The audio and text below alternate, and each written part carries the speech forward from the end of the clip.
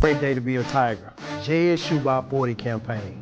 Coach Taylor, I was just thinking, I was sitting in my office and we were talking about Jackson State athletics, the tradition of Jackson State. You played here.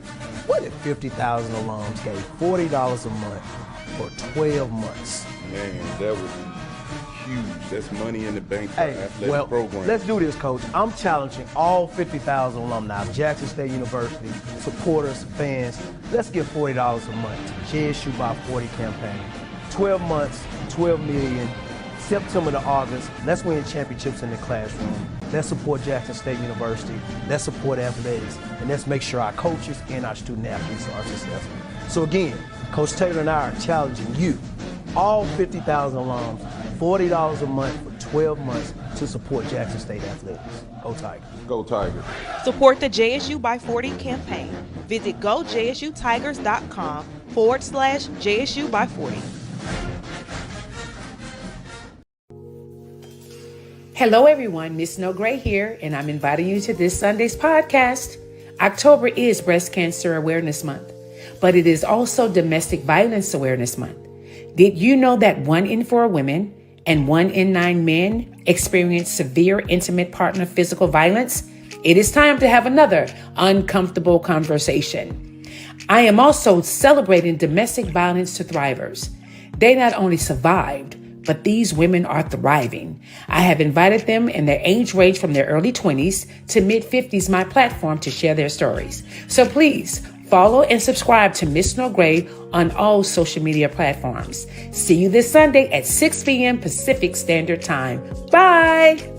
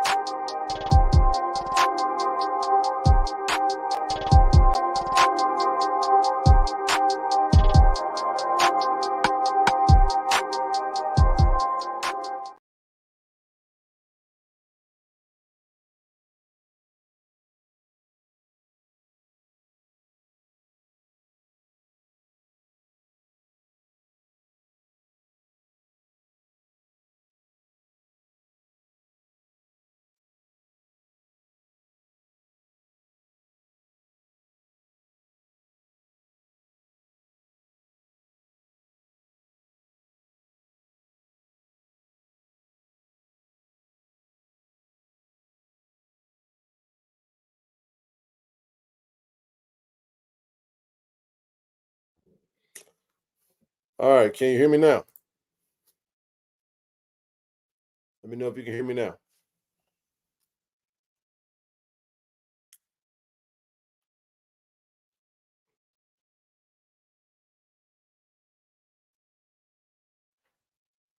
All right, good deal. There we go. Sorry about that. Left my cord. I tried to use the other mic. I'm not going to try to set it up like we do on the show, but it's all good. Just was in a rush. So I'll just use the microphone from the camera. It'll get the job done. How everybody doing, man? TGIF, man. Happy Friday. Boy, your boy been traveling all day, man. I tell you a funny story real quick before we get started. Man, listen, y'all gotta understand, man. This is a grind, bro. This is definitely a grind. We're back in town. I know a lot of times people may feel like, man, it's Valley, man. We can punt on that. We don't have to go to the Valley game. Well, not so much, not so fast. I don't roll like that.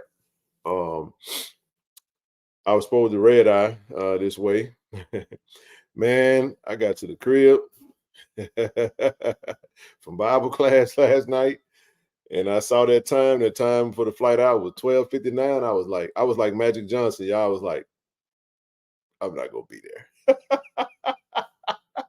Hey man, I went home and laid down and woke up and had I had a boarding pass in my mailbox. I mean, in my email, and I was like, oh man, I couldn't make it.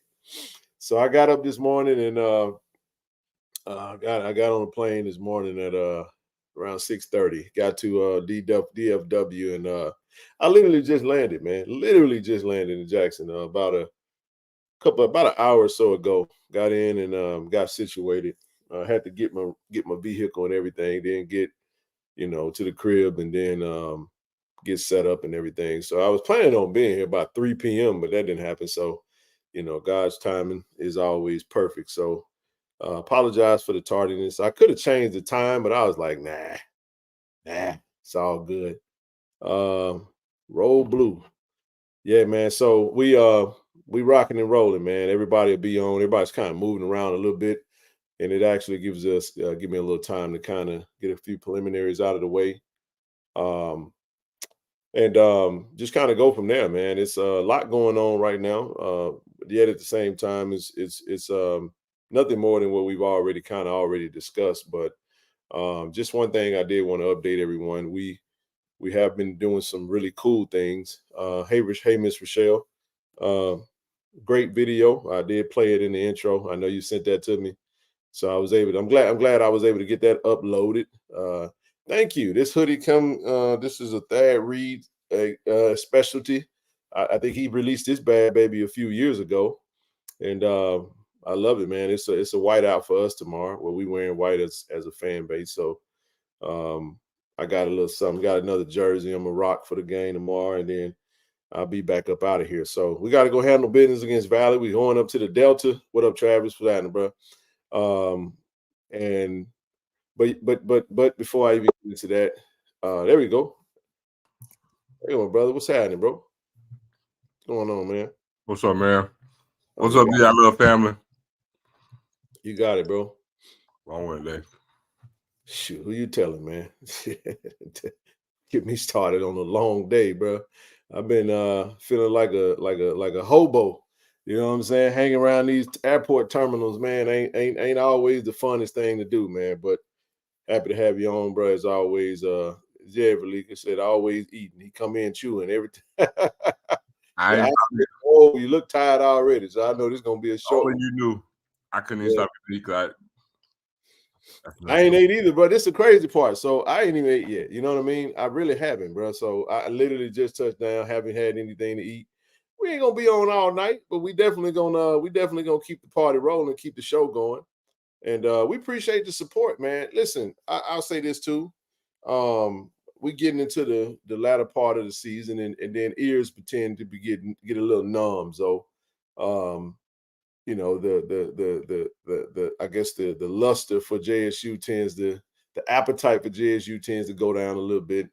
A lot of people stuck around for the hype and the foolishness, but now Jackson State is entering a space where we're gonna have to build it around those true blue supporters and Tigers, man. And the influx is great, but a lot of times the influx ain't always around for the right reason. They're around for a certain particular entree. And when you're not serving that entree, it tends to dissolve just a little bit. So we'll keep the party going. Huh? Or miss. Well, anytime something else goes down, there, people will show up then, but it's Friday night, man. It's football season as well. It's a lot of high school football going on.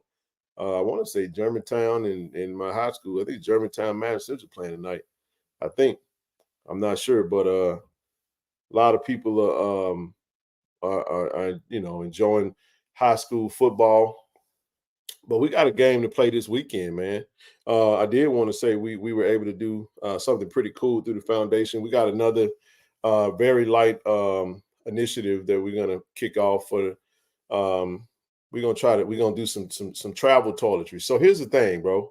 One thing we always see is the players are always hitting the road. They're traveling a good little bit. Then you got the men's and women's basketball team that's about to kick off their season. Once they kick their season off, so they're going to start on the road. And it's going to be darn near the end of the year before we get home in January. Actually, we're at a home game. Get into the next year. So And the thing is that we were able to partner with with a contact here locally to put together some travel toiletries for the team. Thank you to everybody that threw in something on that.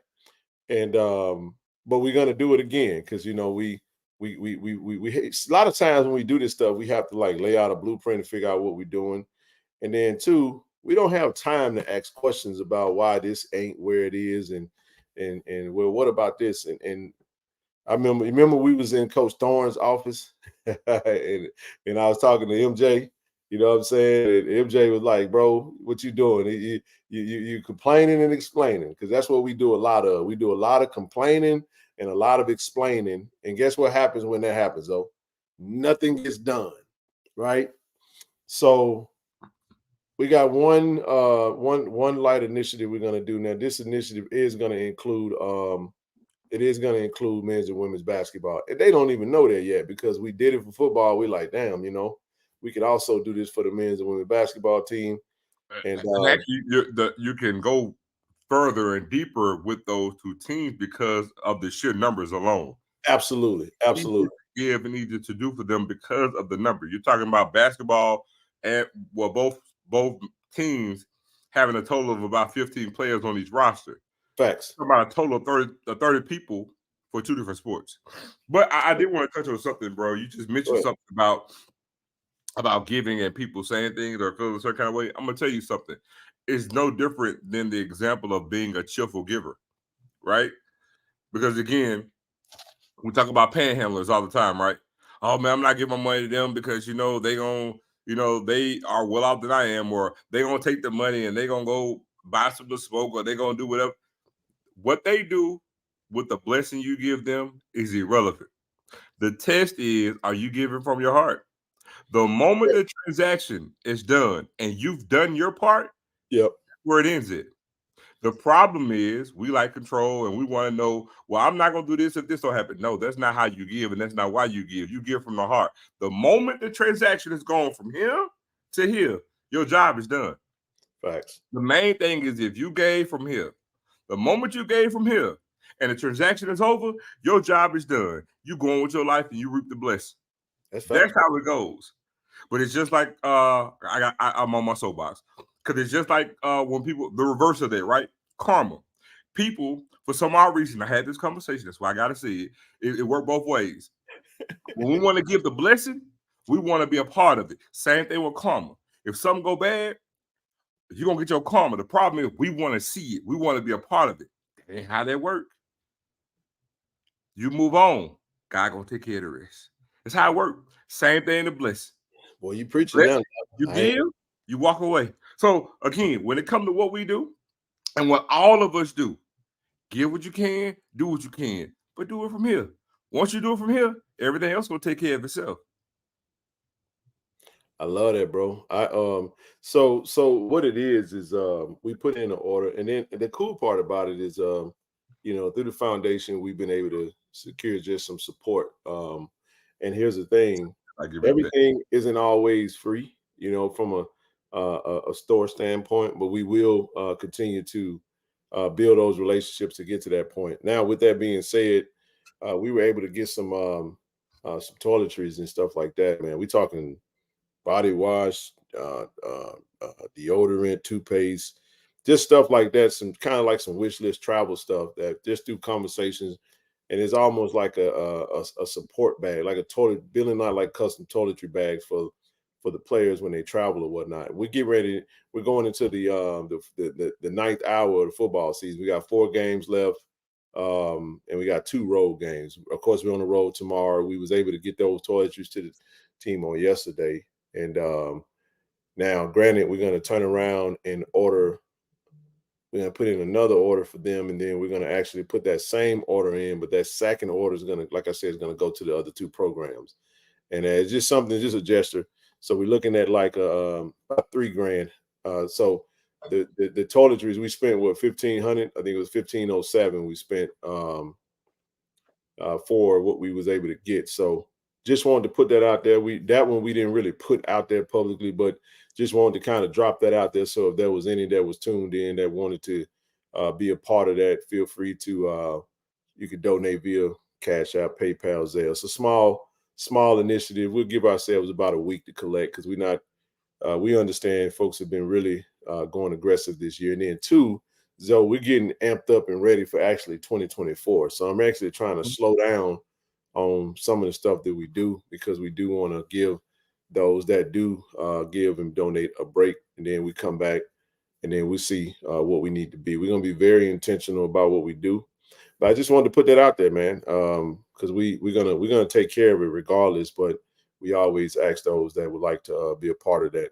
If you'd like to, you can go to. You can also donate to Givelify because it is going through the foundation. So if you want to donate through Givelify, you can go to Friends of KC-1400 Inc.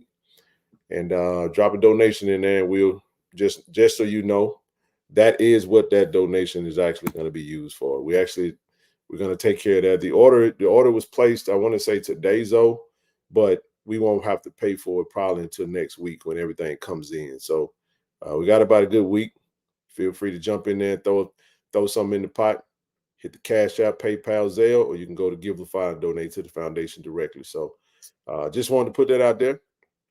Thank you to everyone who has donated. See, that's the thing. People like to look and see what we got going on. And man, I love the fact that we be wiping ourselves out. We take every red nickel and we put it towards all that, and we don't leave nothing behind. I was watching this too. This is something I was thinking about because I saw you looking at the TV, man. I was coming here, traveling, bro. And how about Houston, man? I didn't think for no way that Houston was gonna win that game, bro. But man, Jose Altuve, bro, this dude is a freaking monster, bro. He's a little dude, man, bro. And that dude's so clutch, man. I get the alert because the signal be going in. I don't know how you know, but that's actually what's up right now. I don't know how you know. I'm telling you, bro. I'm on there because the flight takes off, and I'm just like, dang, man, it's going into the 7th. For the 8th. I'm looking. It's going to go to the 9th inning. I know who won. No. So I'm looking at to the bat right now. Oh my God, he hit a bomb, bro. A 3-run shot. Look from his ankles. I'm just impressed by that dude, man. I was like, ain't no way in the world, bro. I thought for sure Houston was gonna lose that game, man. In Texas, I don't know how you knew it, but literally. No, because when I got on the Jackson flight, it was like I think it was down 4-2, and it was up 2-0, and then the 2-1, and then whatchamacallit, man, hit that bomb, and then I can't wait to actually go back and watch that. I can't wait to go back and watch actually all the highlights, man. I like this time. I like October, man, baseball season. I know Brother Seeley is a baseball guy, but I love baseball in October because that's when it get real, man. Bro, did I tell you what happened? What was that, 2 years ago when the Braves won the World Series? What's going on, Gunna? I told you about that when the Braves won the World Series. I had to jump over to the battery. When they won, it was crazy. Yeah. But look, hold on before we go forward, because I see it in the comments, and I part of my tardiness. Happy birthday, Natasha. I hope you thoroughly enjoyed your day. What Natasha? Let me highlight Alexander, man. So happy birthday to you, man. We love those because each day is a blessed man, but each year. Whoa. Big 5-0. Okay, I see you, mama. Okay. Yeah. Big 5-0. That's what I'm talking about. Happy birthday. Man, big celebration, man. Happy birthday to you, sis. Yes, indeed. KT Dub in the building. What's up, brother? What's up, KT Dub? What's going on, brother Salerno? What up, big dog? What's up, Mr. Salerno? Tony, let's go. We say Mr. I know I'm messing. I can't help it, man. And they did clear the benches. That was some bullshit. But this is why he hit him, though. You saw how he flexed on him when he hit that home run, bro? He stared at him, man. He looked at his bench and he threw that bat down like, boy, you can't turn, that's why I said baseball players weak, man. You man, strike him out then. He gonna get the bat again. Strike him out. It's just, unwritten rules, man. You know how they go, man. You know how they go. Hey, South. So look, man, I say it like this right here, so it doesn't drag a whole lot out. We got 345 already as we build the numbers up. Look, $10 from everybody, we'll hit our goal like that. So let's make it happen, man. $10. Pop that 10 in the Cash App, and let's go ahead and knock this out, man. And I can actually post the photos of what we got because that was actually pretty cool. I can't wait and to get that. Once we do that, we gonna move on though, huh? Go ahead and show them. You want to show them some? You want to show them, bro? Yeah, go ahead and show them, dog. Let me log in. Then I'm gonna show y'all what we're talking about, so people don't understand. They understand what we were doing and why we did it. Shout out to KC Dub and TD for they boots on the ground here. Hey man, let me say this too. Why you pulling it up? He ain't popped up yet, man. But you just said it. But I'm not gonna let you gloss over it, dog. Shout out to KT Dub and shout out to TD. Man, let me tell y'all. Yeah, they always working. TD and KT Dub, man. When I tell you, man, they boots on the ground. They put the day in, day out. The work in. Man, you guys don't see KT Dub. Man, KT Dub be working, man. He do, man. He really do, bro. And let me tell you, TD, man. TD a quiet assassin, man. He don't say much. But TD been working. TD ain't as quiet as y'all think, man. You know that. But I'm saying he's more reserved. I'm just saying he'll be on.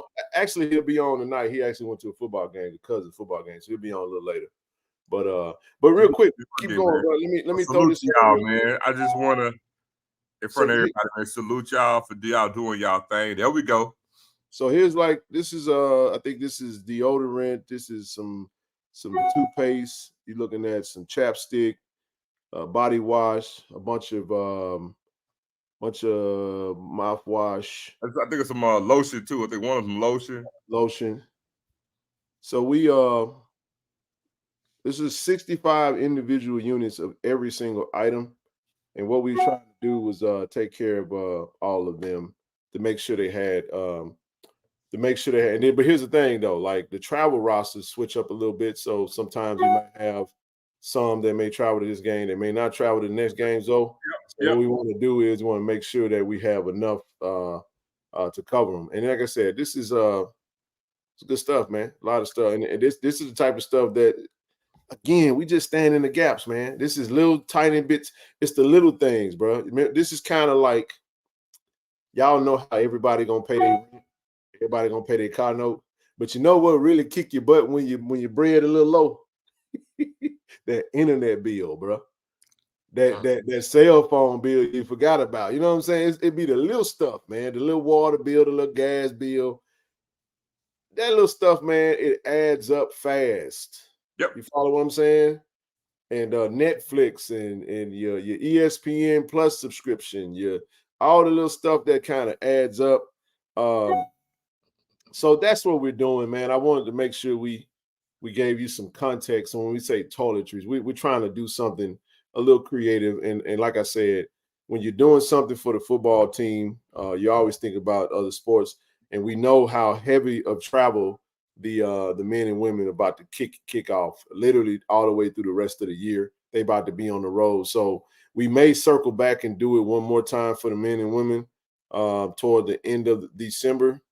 But for right now, what we want to do is and I ain't talked to Coach Mo, I ain't talked to Coach Mika Reed. We just gonna go and be like, look, did what we did for the football team, but get what we finna do. Y'all finna get ready to rock and roll. We wanted to come and give y'all some stuff to have that. And that stuff means a lot for you student athletes, man. Yeah, I'm telling you. Yeah. So it just, again, it ain't even, this is for the university. We're putting it in the athletic, from an athletic standpoint for support. We're not actually directly giving anything to any student athletes. We're giving it to the program. We're donating that to the program. So yeah. Here's one thing I want to employ too, because we learned a great deal this year. Yeah. So we got one thing that was supposed to be an initiative that we actually fell through on, that we didn't do. Which one was that? Suits. But that's been tabled. It was tabled. Yeah, it has been. It was tabled for good reason. But that brings up to what I'm about to get into, and that is, so I'm telling you now, when the school year ends in April, we're gonna get active for 2024 and preparing for things 2024 before the season gets here. So, for an example, the very thing that we're doing right now, we'll have this taken care of in 2024. So, the moment the team arrives, because again, we're going to have it set up next year for for everybody to have the toiletry bags for the team. That's one thing we can actually take care of. Yeah. Yeah, it's gonna be a lot we're gonna do. A lot more organized, a lot more proactive. Automatically jump on. We're not going to talk about the other thing because, again, that was tabled for good reason. But that's something that because the thing that we learned is the old saying is when you stay ready, you ain't got to get ready. And the thing is, look, and so listen, it's just like I was talking about the dry run the other day, right? So the thing is just you have to prepare for all this stuff, and you don't start preparing and right a month before the season starts. You have to plan everything out because, again, when you're talking about doing something, this is the most costly sport at any school, just by sheer number of equipment and the number of players on the team. So when you're talking about doing something from anywhere from 75 to 105 guys, and the reason why that number changes is because you're going to have a higher number for home games or shorter number for road games. And the number for road games is not going to be the same number every time. They may decide 75 one game. They may decide 61 game. Well, here's the goals, though. This is what we want to do. And we're trying to build an infrastructure to where all this stuff falls under a leg for a foundation and for what we do. And we want to get to a place where we have support, like financial support and donors through just, just in general. So you have those funds there to where it doesn't have to be like that per se. You know what I'm saying? We can go straight to it, and it's not even. It comes off of this where we know, hey, look, we're building up something, and then two, we're gonna always be very intentional about what we touch and try to support and do. Make no mistake about it. We don't care if people see it. I mean, we want you to see it because we want to show our work and let people see this is what we do. We get active, man, and we'll do anything we can for this university and for this team and all for the athletic department, for students, any capacity that we can, man. That's where our heart and our passion is. So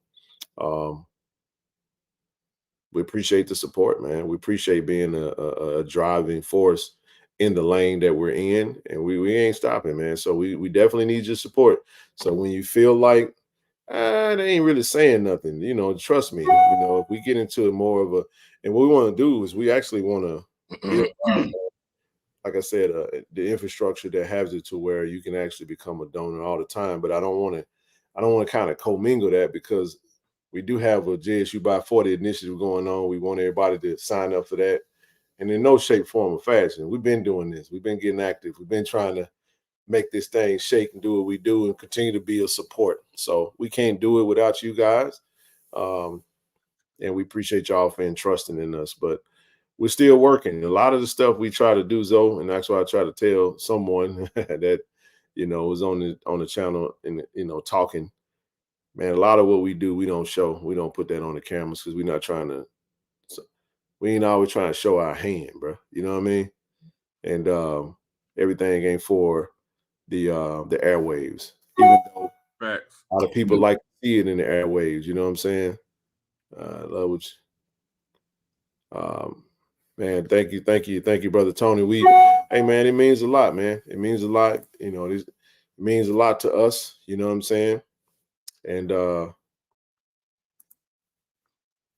we appreciate it, man. We appreciate it. Look, we gonna do what we do, man. And I ain't never heard nobody say, man, stop being supportive. You ever heard that? So mm-hmm.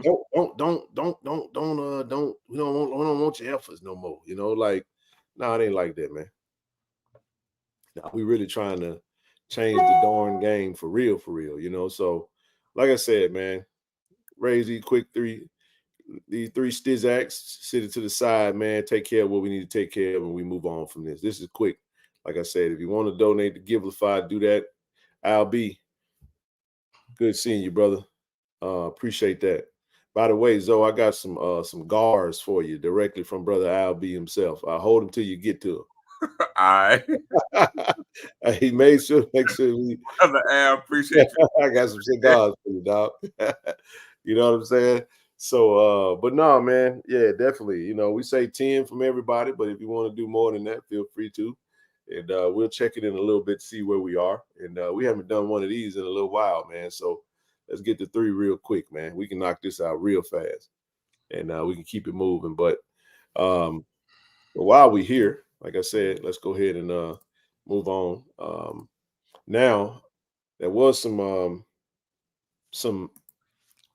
we do have merch. We put that out there. It was mentioned today. I gotta say this today. Shout out to a sister that sent that message today in the text thread, right? Let me read it.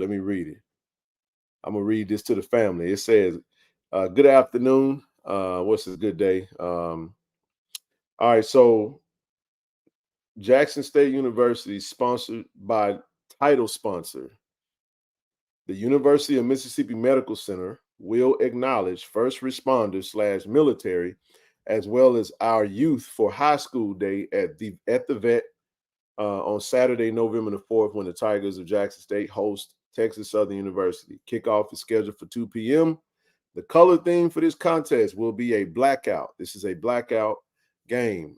Make sure that you arrive at the vet to cheer on our Jackson State Tigers. And here we have a hoodie that's available for the blackout. The standard you know, go to KC-1400 Media right now. We got a limited supply actually left, so all sizes are available right now. We got smalls all the way up to 4X.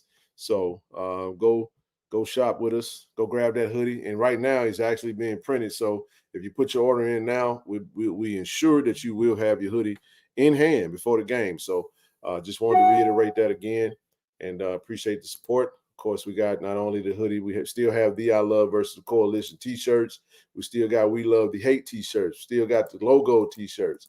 And yeah, go shop with us. Go if we still got some inventory on these. And then a lot of these logo tees, Zoe, was gonna phase into kind of some, some NIL type initiatives type stuff with some of the athletes. So we're looking forward to really taking this thing to the next level, man. So appreciate all the support. Again, mention the men's and women's basketball. Go cop those tickets, man. Go cop those tickets. Go to gojsutigers.com/2023 BB tickets and grab those season tickets if you haven't already. So we talked about, man, I was laughing my butt out today, man. Said dropped that video, that dropped the young man walking through the forest. Dun, dun, dun, dun, dun, dun. Dun, dun, dun, dun. I can't get it out of my head, bro. The damn song's stuck in my head now, bro. Okay, look, I don't care what nobody say. Yeah, no, I disagree, dog. Man, I'm telling you, bro. Ain't nothing messing with Devil's Gun, bro. No, that damn song stuck in my head now, man. Hey, man, listen. Hey, y'all, make sure I know y'all get so used to seeing this all the time. Maybe I need to start doing it like this. If I do this, it go away. But if I do this, you see how the screen keep changing? Look at the ticker. At the bottom, it has a Cash App. Then it's got the PayPal. And then it's got the Zelle. So if you need that way, definitely go ahead and do that, and we'll go from there. Another initiative we will. Oh yeah, another thing too, Zoe. We tabled this initiative, but we'll get to that. We got some other stuff we'll do for next season. I got you, brother. I'm not gonna mention that right now. We'll wait on that one. Yeah, we'll do it all in order. Appreciate all the donations, man. Appreciate everybody for all of your support. Just know that that's what it's going towards. So, yeah. So Liz, this is funny, bro. Speaking of this, I'm at the line. I'm getting my vehicle and everything. Young lady that's at the rental car desk said, we're gonna beat y'all tomorrow. I said, you must went to that school down there in the Delta, huh? I said, bless your heart. I said, how old are you? I said, how many times you seen Jack State lose the Valley in your lifetime? One time. I said, all right.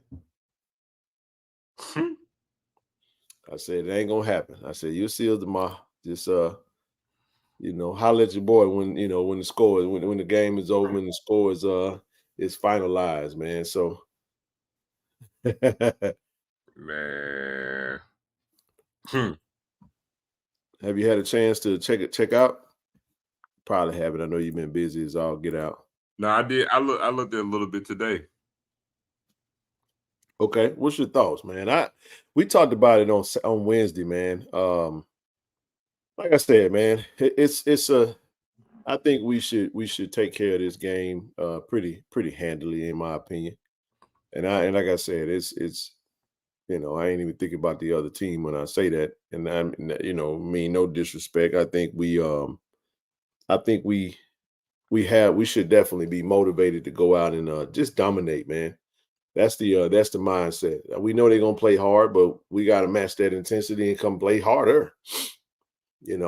Let's play harder and make an impact, man. I just think, man. I looked at him, man. I mean, the freshman QB is actually all right, man. Yeah. He's all right. I'm not gonna take anything from him. I mean, they got a decent running game too, but they're missing a lot of pieces. First year for Coach Wade.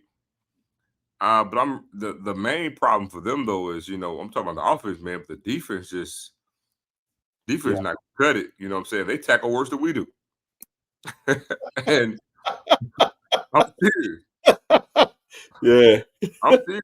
I mean, they tackle worse than we do. I mean, so Fresh is alive, bro. but I mean, again, having a piece here and there, I just think, man, our overall talent is just we should separate ourselves from these guys, to be honest with you. But you do have the X factor that we are the Super Bowl. But I also look at Ken the things that we're gonna change, that we're gonna show tomorrow. I mean, that I'm saying that we're gonna show. Some things that we're gonna do. Yep.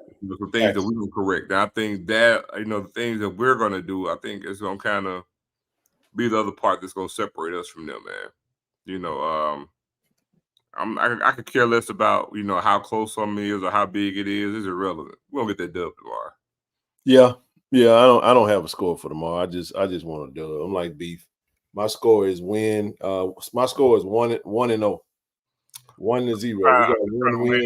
Look good doing it. Thank you, sis. Thank you, Sister Divine Inspiration. Got a chance to meet her on the yard, man. She said, "It's Divine Inspiration." I said, "Oh, I remember you now." Yeah, I remember you, sis. Great meeting you, man. Great meeting you and your family. It was outstanding. Yeah, Brother Trent, there's definitely some changes coming down the pipe with that. It's going to be addressed. We got the first problem is acknowledging that there was a problem, and we're going to make some changes, man. So yeah, going to be some changes, man. Going to be some changes around here. Got to make some changes, man. Got to make some changes.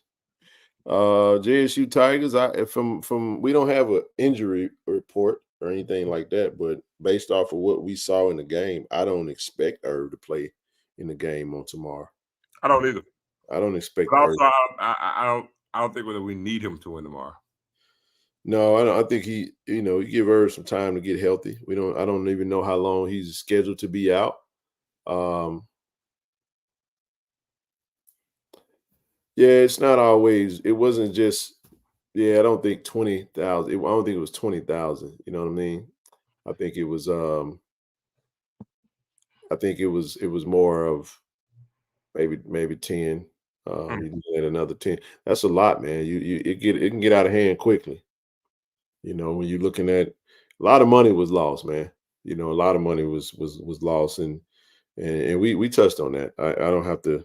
We ain't got to beat a dead horse. Ain't much we can do about it at this point, but we're gonna continue to, call it like it is, and go from there, man. On behalf of the outside solicit on behalf of the program. How can an outsider solicit on behalf of the program? Not really sure. He said, "Hope to run into y'all tomorrow." I'll be there tomorrow. Myself, TD, KT Dub. Look for the big head joker down somewhere down on the Jackson State sideline, somewhere out the way. I have on a white. I'm rocking the Sweetness jersey tomorrow, man. So you can't miss me. I have on a white Walter Payton jersey. So you see me out there. I'm trying to who tailgating tomorrow, man. We're trying to get up there early, man. Get some of that. Cause y'all know ain't nothing to eat over there. Like talking about it. What's over there? What's over there close to eat? I'll save him till the Alcorn game. I thought about that too, brother. If he's ready to rock and roll, going to miss this game, trying to decide, go to. I got an idea for you, Tony. How about both? Definitely want to go to the Alcorn game, but you know, Texas Southern is the next home game. So, and then you get a bye week, then you get to come back. So, like the white uniforms, JSU got. Yeah, if I had to pick if I had to do it, listen, so if I had to guess how we gonna look tomorrow, I think we go navy lid, white top, navy bottom. That's what I think. They say that's what I think.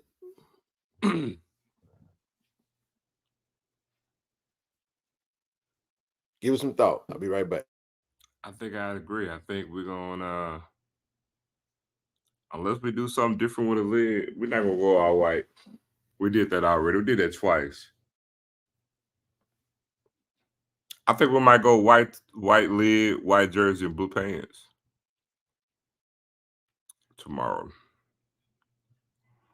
But I'll tell you what somebody else just right. But yeah, man.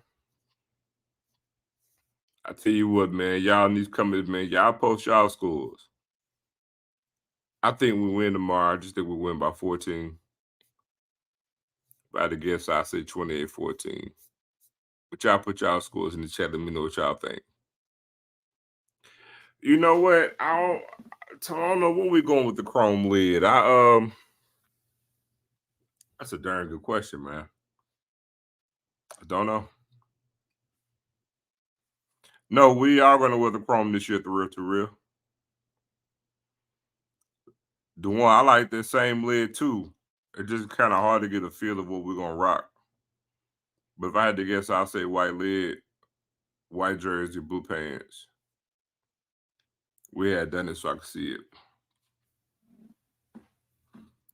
Man. So you think, okay, I see what you mean. I think we're going to rock that navy lid again. We might. I mean, but if I had to, because we did the all white twice. So I know we're not, I don't foresee us doing it anymore. But I won't be surprised we do white lid, white jersey, blue pants. Yeah. But then again, too, I got to check because I don't know if we still have the other two white uniforms. Nah, we do, but it's too many holes, man. Yeah, too many holes in the numbers. Find them cut up all damn jerseys and stuff, man. Mm-hmm. Missing too many numbers, too. Yeah. Well, a big thing this year is we got a lot of players that's wearing duplicate numbers. We didn't have that last year. So there's multiple duplicates.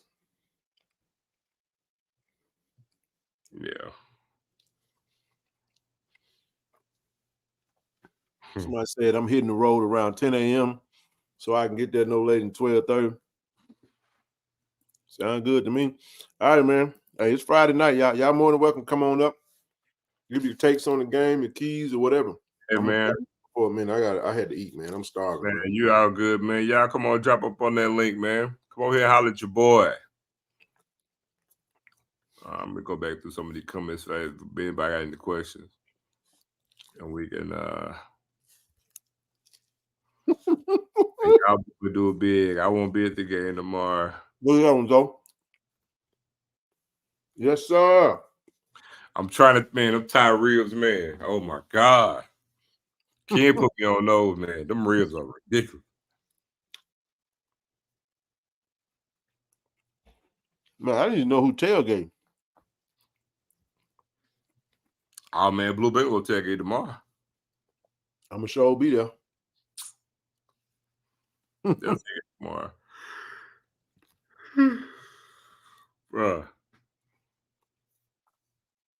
Yeah, Bishop, the campus is small, but Valley got a decent, nice campus though. But yeah, Antonio, man, you want to get there. What time kickoff? 2:00, right? Yeah, you want to get there by 12, man.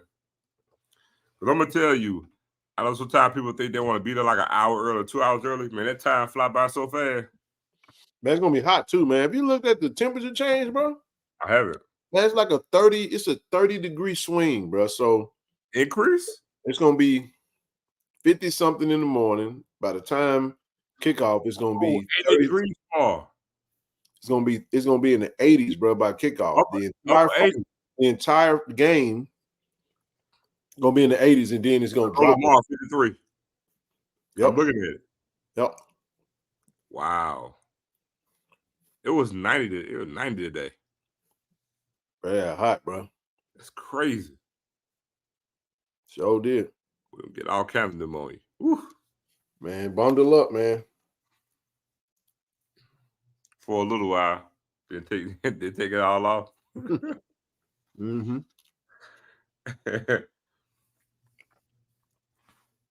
Hold on. But yeah, Antonio, you better get there at noon. Cause Valley don't even go to their homecoming. They're gonna be at that game on the Y'all Jack State Cup. I can tell you right now.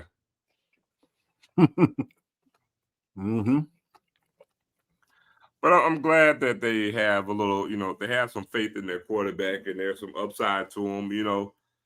They need some buzz. They need some to be, they need some good players. They need something to cling on to.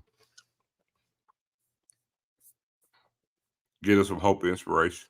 You said Watson appeared scared. I mean, he was a little nervous. He ain't never played in front of that many fans,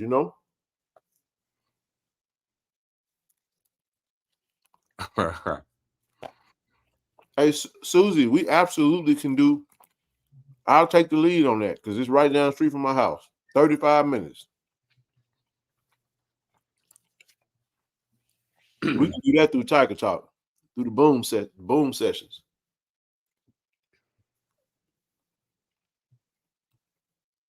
So, yeah, but that's 2025 though. Just something to keep in mind. That is 2025. This game can be dangerous, but JSU wins 20. Look at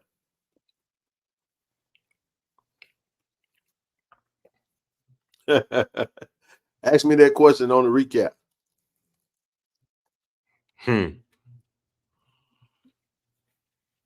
Huh.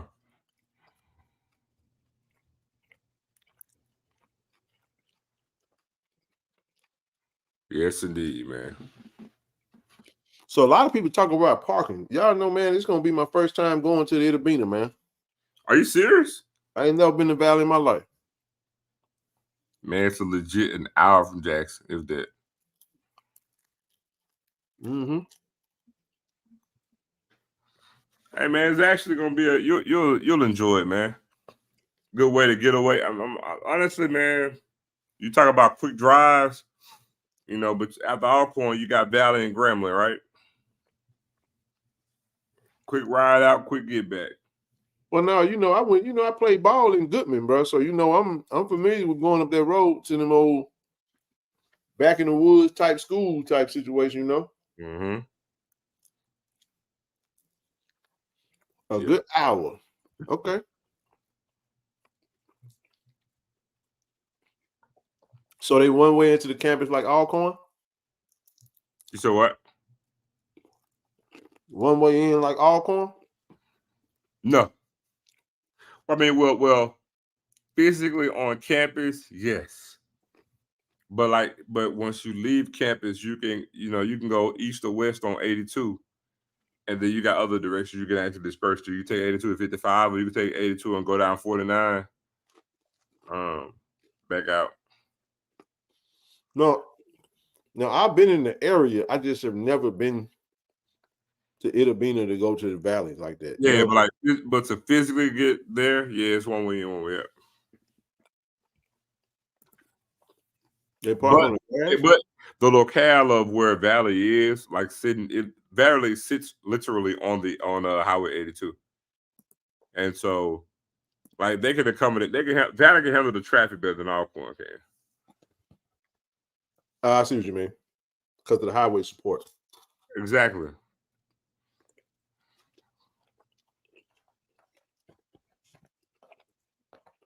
That makes sense. What y'all got for us tonight? Come on up, man. I want to hear some people that we don't hear from too often. Y'all do know that in 3 days we're gonna know who our new president is gonna be. So come on up. Let's talk about it. Mm-hmm. We got a lot to talk about tonight, man. Come on. Mm-hmm.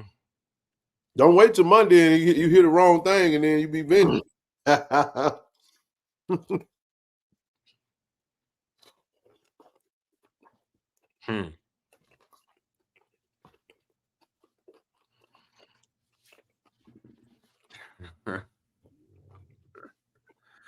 Oh man. But Bruce said they get them roadblocks them for. They're for them drinkers, man.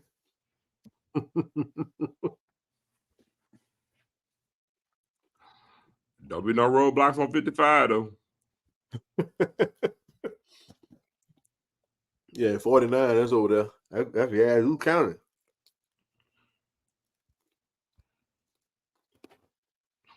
Mm-hmm. Man.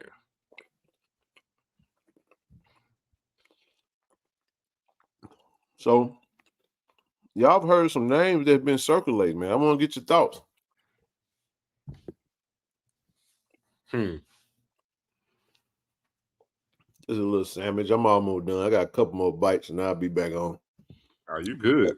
No, somebody asked me what I was eating.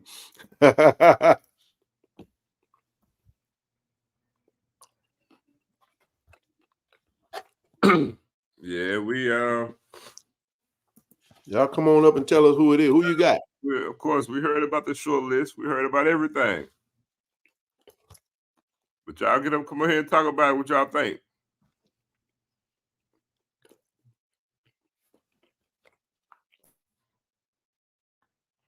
Man. But nah, man, I'm just in wait and see approach. So Ken High won their game again tonight. I'm trying to check to see what Cal and Vicksburg did.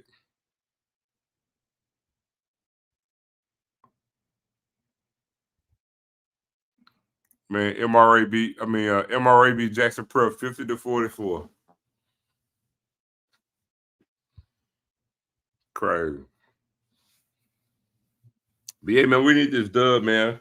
It'll take us to 5-3 with 3 games remaining. It's gonna be a big game. We need it. Just go to show you how big that Alabama State game was, though, because we actually could be sitting at 5-2 right now. Yeah, I think we're gonna look back at that game and really kick ourselves in the butt. Yeah. Mm-hmm. We will.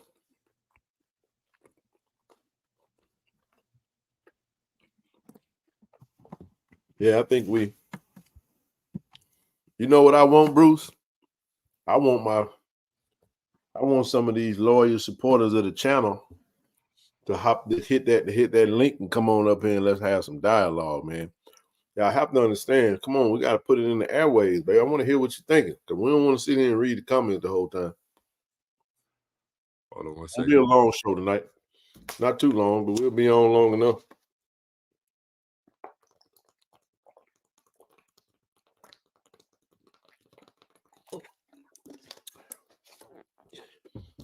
Yeah, Franklin. This would be nice, but unfortunately, we got the International House of Losers that always picks our presidents. You know?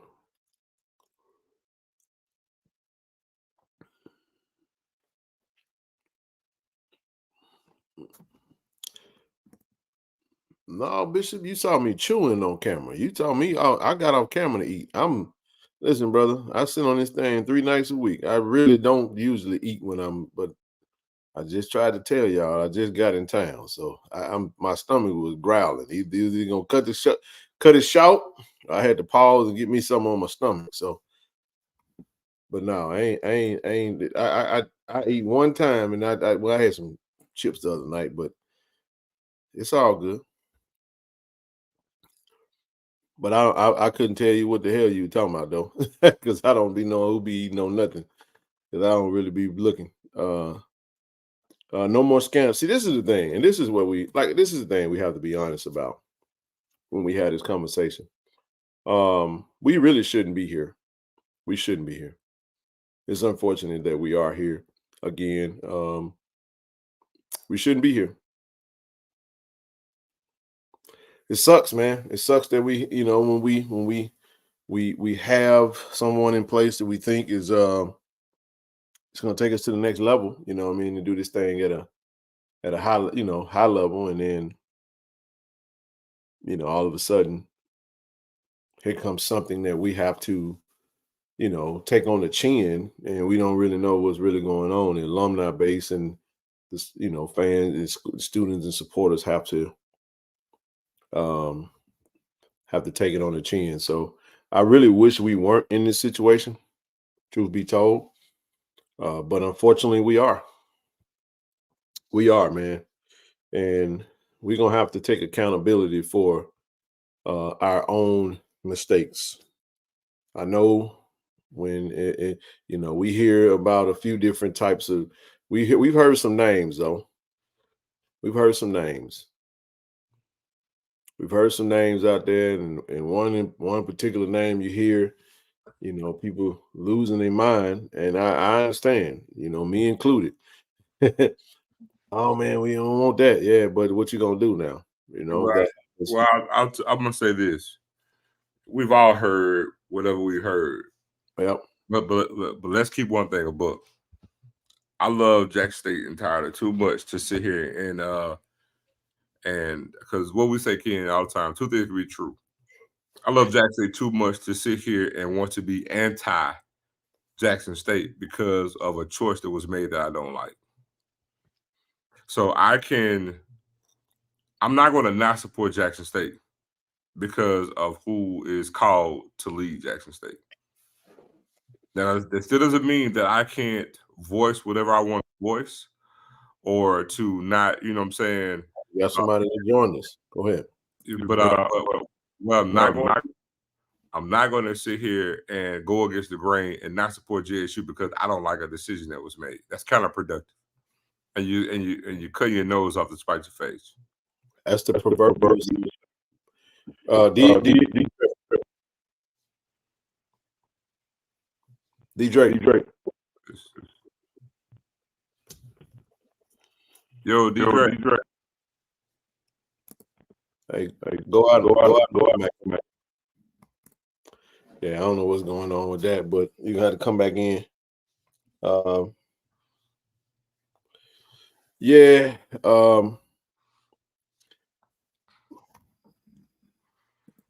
Yeah, I mean, no real specifics, but most know what happened. Here's what we do know. We know that something happened that affected, the institution, and it led to us it led to us being in this situation, which I really wish we weren't in. I don't think we didn't want to be in this situation. Trust me, especially after how Myers left, and then we get handed Dr. Bynum, which I know we didn't want, if we're being honest, and we saw what happened with that. So I thought we would have been okay for a little while, though, to not be back in this situation. You know what I mean? Yeah. But here we are. Hey man, but so I don't want to folks. So this is the thing we're gonna have to talk about, bro. And this is the thing, because let's say somebody they we hear all this, the names that's out there. Let's say it's the name that is the worst possible scenario for us. It's gonna be hard to make a case that is the world versus Jackson State when we had people in place that actually screwed Jackson State. You know what I'm saying? That's what a level of accountability. That's why it sucks, man. Because you don't want to continue to keep putting. You don't want to keep seeing yourself get put in this situation. It's almost like this. I say this now. Shut up. The swag referees are terrible. Okay. From our experience this year, we've gotten a lot of terrible officiating. Mm-hmm. But what do we say, Zoe? We don't want to play a game where we put the game in the hands of the referees because we probably ain't gonna get no favor. You get what I'm saying? So you want to play a game that you don't make no difference how to get. You know what I'm saying? Now, don't get me wrong, they could, unless they just flat out cheating, you know what I'm saying, and doing stuff like that. But you don't want to put yourself in those situations, man. And unfortunately for us, we've done that. Not we as per se, but we as in the leadership has failed us. You know what I'm saying? And unfortunately, man, we find ourselves here. But I love what you said, bro. We're not going to not support Jackson State because of a decision that we didn't have no say so in, and we didn't have you know, it may not be something we like or don't like. I ain't finna get up here and pretend like I like it. I'll tell you straight up, I don't like it. I don't agree with it. I don't want it to be this way, but what can I really do about it? So let me ask you a question. I just want to play devil's advocate. Let's go.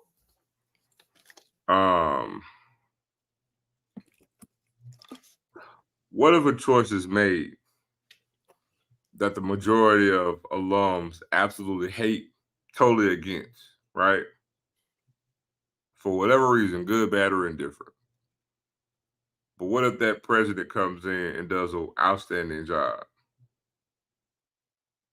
The thing is going to be, I think to some people, outstanding job will be subjective. Of course.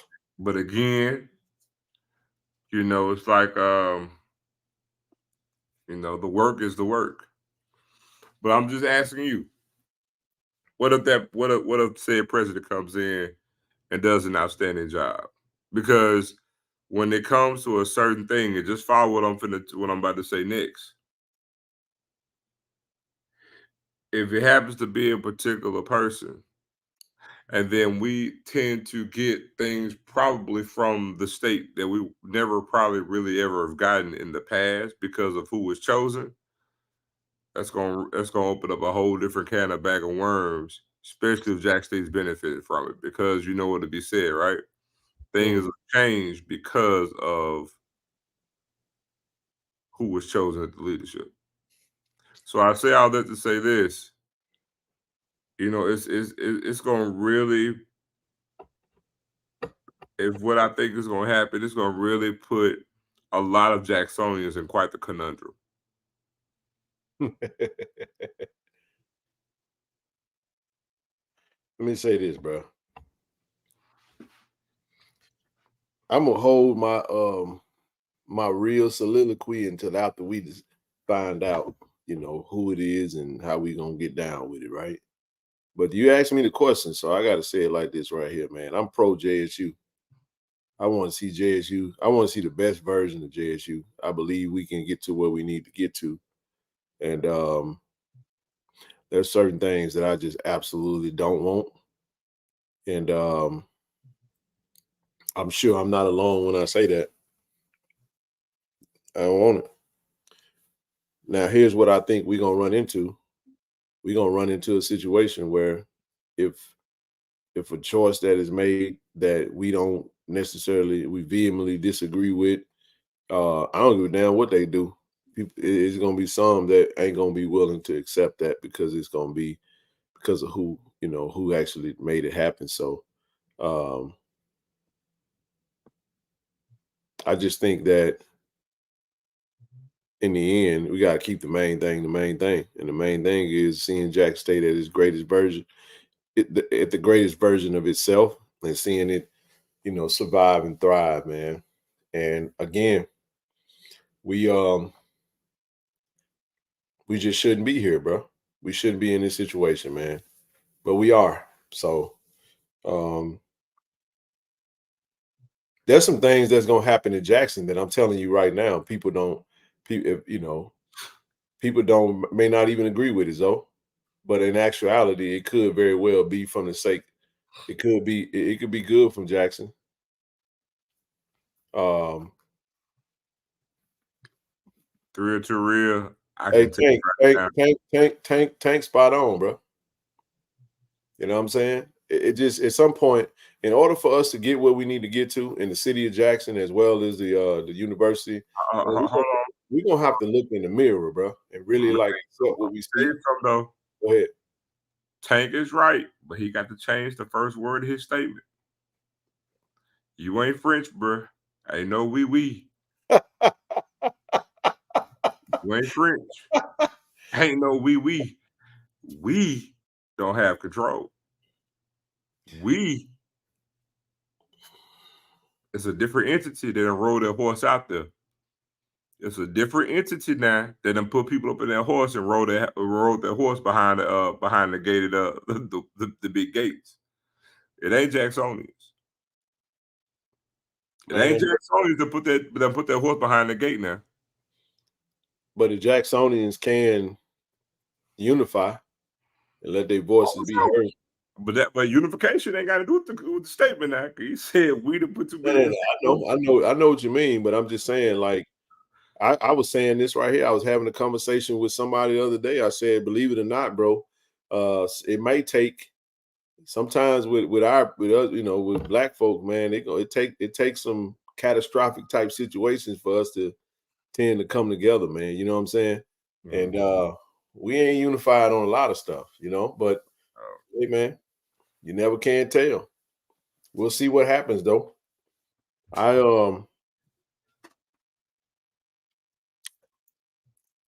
We'll see. We're hearing the name, and I don't even want to. We ain't got to sugarcoat it. This our thing, bro. You know what I'm saying? I'll wait till you come back up, and then I'll really go into that. But we'll see what they do, man. I think we should all be, well versed on how it works. If Brother C. Lee is out there, I'd love for Brother C. Lee to come up because I know a lot of people are talking about the IHL, and the process and all that good stuff. I know enough to understand it, but I also need to really, take a deeper dive into like exactly how this works because I get it, like really understanding the process of how the state picks presidents. You know what I'm saying? Brother DeJuan, absolutely, she can, but she have to be chosen. Like it's not a situation where it's not Jackson State. Jackson State don't choose his own president. The presidents are chosen for us, through the IHL. It's the Institution of Higher Learning, for those that don't know. I said the International House of Losers, but, we keep finding ourselves in the same situation. So, Granny Ann, you say they want to control everything we have. I'll say it a little better. They control everything already. But I don't think Dr. Anthony will be the president. That's just my opinion. I'd be shocked if I see that, but doesn't matter what we want or what I want per se. I'll just wait to see what they decide to do, and we figure out from there. So that's my take on it. But y'all could really come in and give some context, man. I'm waiting for somebody to jump on out there. Come on up here, man. We got about a good 40 minutes left on this thing, 40, 50 minutes. We're going to shut it down after 2 hours. We're not going to go past 2 hours unless the conversation calls for it to go longer. But I love for somebody that's very well versed in this particular topic to come up and join the panel. And let's have some dialogue about it. Might as well. Because everybody gonna want to jump up here on Monday. Let us get a president announced on Monday that you don't like. I bet you all y'all gonna come on. So we do plan on doing a reaction show, post-game reaction tomorrow night. We will not be doing the Tiger Talk live. I know we're not gonna set up to do a live show tomorrow. We're gonna travel to Italy and watch the game. When the game gets back, we'll definitely do a live reaction show. And we'll talk about the game. So the reason I want to do that is make sure that we get the live reaction out of the way. And then Sunday night, we'll have Miss Rochelle. She'll have her show on tomorrow night. And then not tomorrow night, Sunday night. And then Monday night, we're going to have Monday night for this conversation because the announcement's supposed to come out October 23rd. That's Monday. So whenever that announcement come out, whether you like it or not, I'm pretty sure everybody gonna tune in and everybody gonna want to jump on the show then. Ain't no need of ain't no need of running from it. Let's put it out on the table. What everybody's afraid of is there's a white guy that's that name keep popping up in the running. Let's stop dancing around the topic. You know what I'm saying? We all know what his name is, and I don't know what they're gonna do. And there's a real conversation that there's just that's like a no. We've never had a white president in the history of JSU that I know about.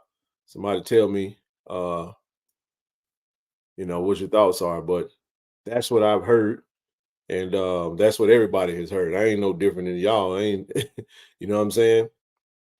So that's a big fear right now. A lot of folks are fearing that. And y'all put the name in the chat so Miss Diller to hear the name, and I'm not gonna speak on it on the somebody drop the name in the comments. Y'all know the name.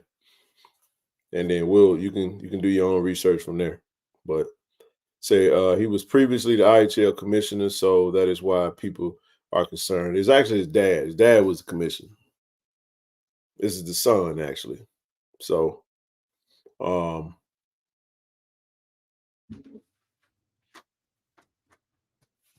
there you go. Unstoppable put the name in the chat. Allegedly, that's the name that we're hearing. I just went ahead and said it. So like that's a name that we've seen. I think one of the biggest concerns for a lot of people is not so much as credentials, not so much as but we're not breaking any news.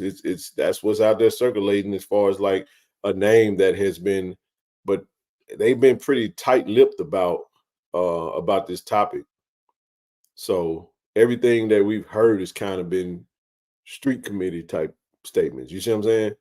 It ain't been nothing that they put out, So they also gonna be naming the president for Alcorn on Monday. I don't know about that. I don't know anything about what Alcorn got going on. His dad was being so I don't know, man. We're gonna see. But I'm telling you right now, we might as well put it on out there because it's gonna be a lot of pissed off people if that's who it is. And look. But before you go further, I have to say this. Understand that on Monday, no matter what happens, it's gonna be some pissed off people regardless. This is a fact. It's gonna get real around here. No, I'm saying I'm glad we do what we do, Zoe, because you'll have an outlet. Oh, for sure. But here's the thing. No matter, I'm talking about, it could be a person that the vast majority of us want chosen. Even watch this. Even when Hudson got it, it was still plenty of pissed off people. So, you're gonna deal with both ends of the spectrum regardless. Hey man, I don't know. Hold on. Before you go, Ken, I'm gonna point to your comment right there on that screen. Remember the scenario that I painted to you? We can go talk about it. Okay, we're gonna look. Put a comeback. Hank Bounds. Okay, he gets it right. Well, here's the thing. The president of USM has done an amazing job at USM. Absolutely, he's exceeded whatever expectation even the IHL probably had for him. He's done an amazing job. True story. Amazing job. Right? And I'm not, I have my idea of who I want. I'm gonna go on record and tell you right now, it ain't Hank Bounds, but I have someone that I've been dying to be the president for quite some time. And I'm just saying, I'm just painting a scenario. I'm not just gonna ask Ken, I'm gonna ask all y'all. We talking, we family. So what if Hank Bounds gets chosen? We all gonna be in agreement. We don't want it to happen. But I'm just asking y'all, because we family. So what happens if he gets the job? He comes in and does an amazing job. Because it's a two-part question I'm gonna ask y'all. We're gonna keep it a book. So what if he comes in, he does an amazing job? But Shonda, hold on. But see, Sean, this is a two-headed sword right here, because in actuality, they still pick the presidents. It ain't like we picked them. Exactly.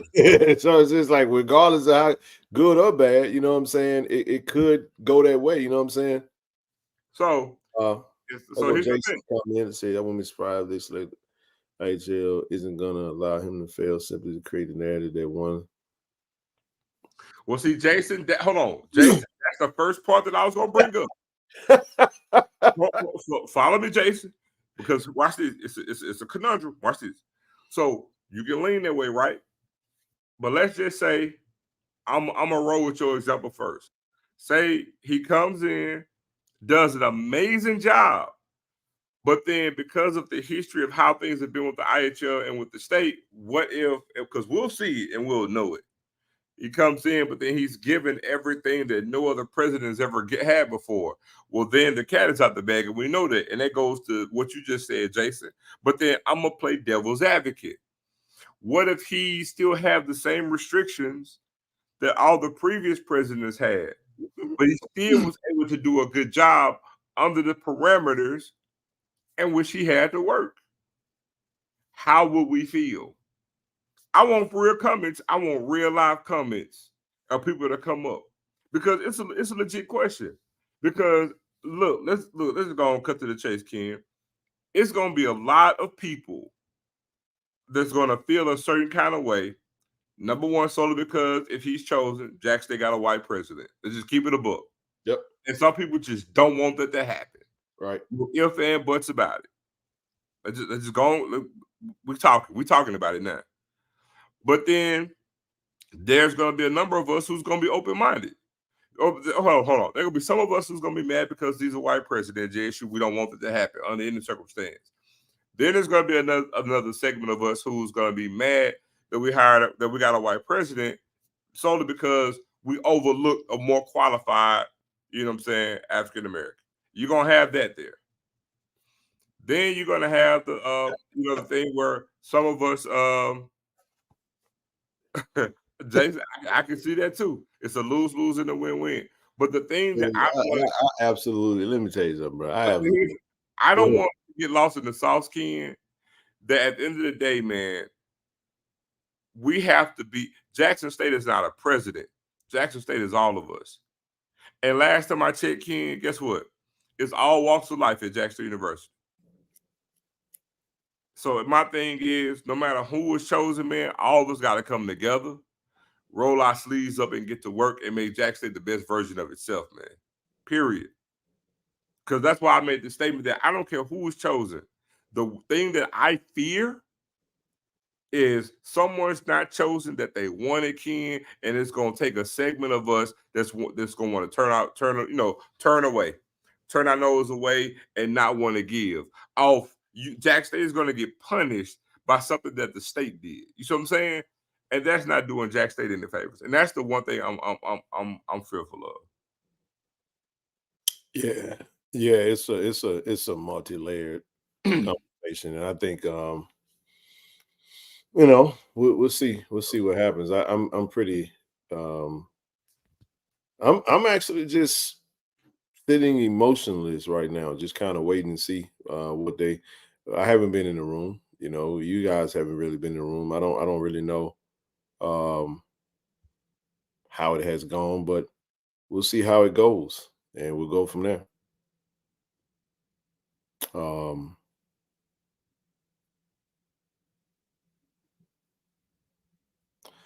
Yeah. Okay, someone said JSU first two presidents. Okay. Yeah. But this will be a conversation. I think this will be an in-depth conversation, especially for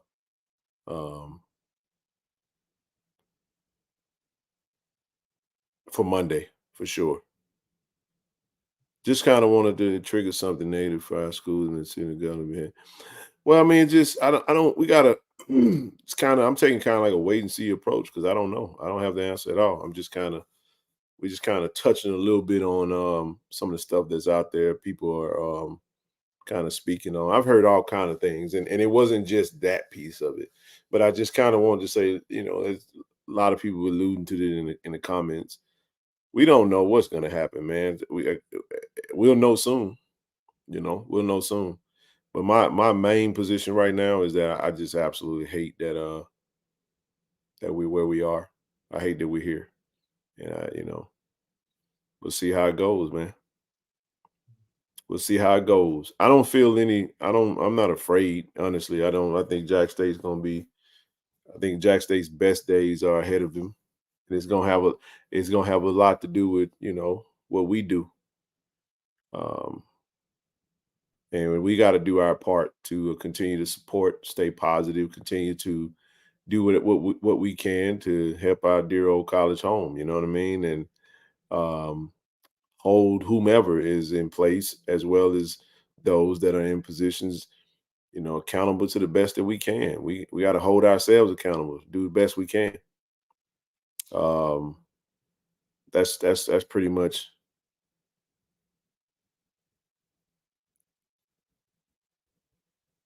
This is a good point right here. It says, "Hey sis, how you doing?" And dutifully since Sneeze, the only reason his name is out of the hat because of affirmative action being taken out. It's an interesting point.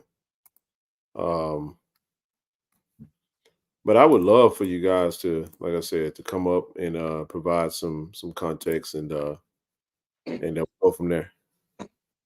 Come on, King. Huh? What'd you say? Now coming back.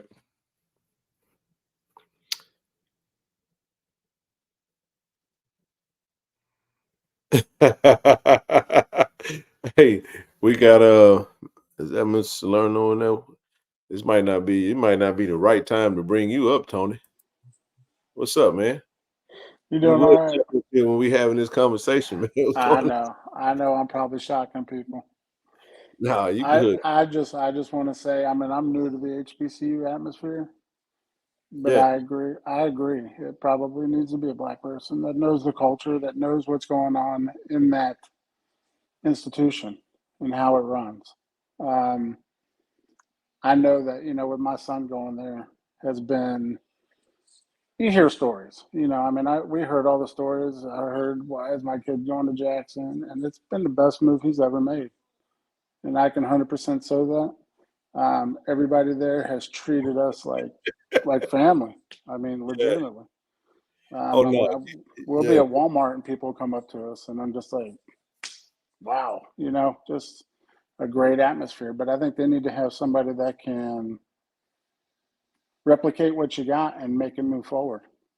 I truly do.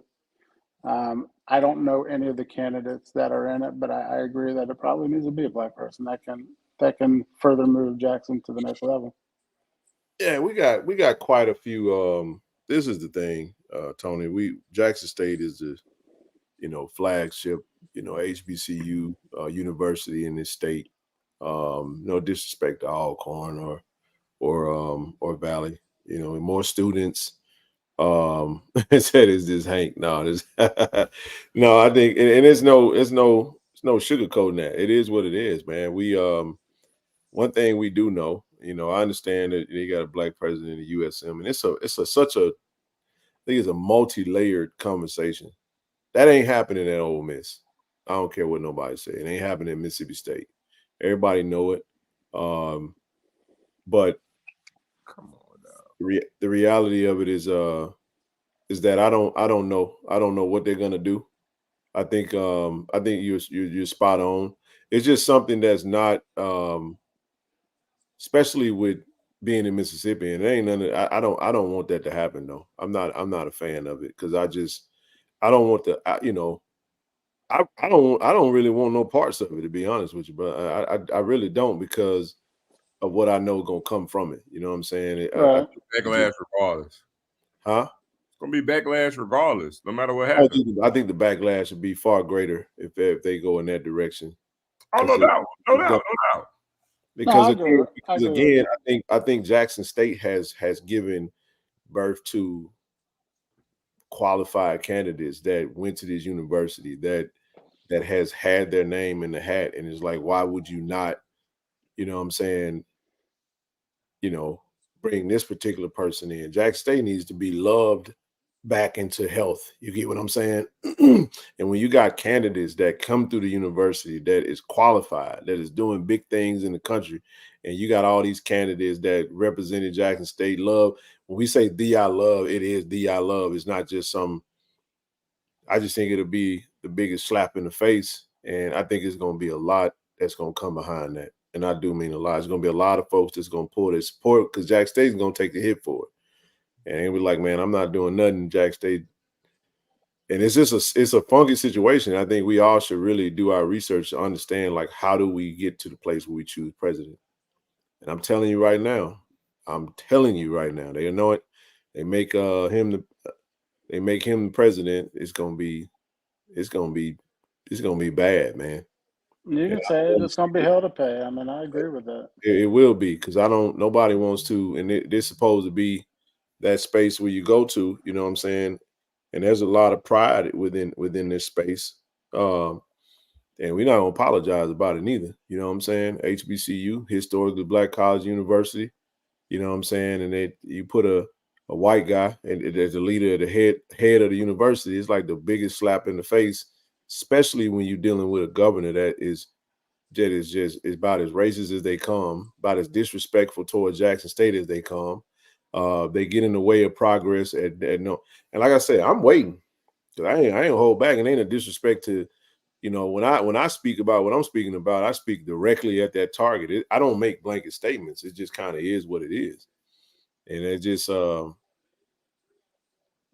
hate that we're in the situation that we're in, but I do feel like we have several, I do mean several, because a candidate that I've been wanting for the last 8 years now is been out there doing wonderful things.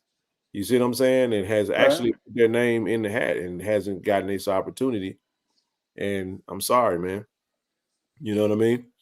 So I'm not even going to waste too much more time on it, because it could just all be fear, fear mongering. You know what I mean? I don't know, man. I don't really, that's my take on it. I don't want that to happen. But again, what can I do about it if it happens? It's just going to be, now I got to process it. And it's, again, if someone has a problem with what I'm saying because they just don't like what I'm saying, then that's their problem. You know what I mean? Like, I'm sorry.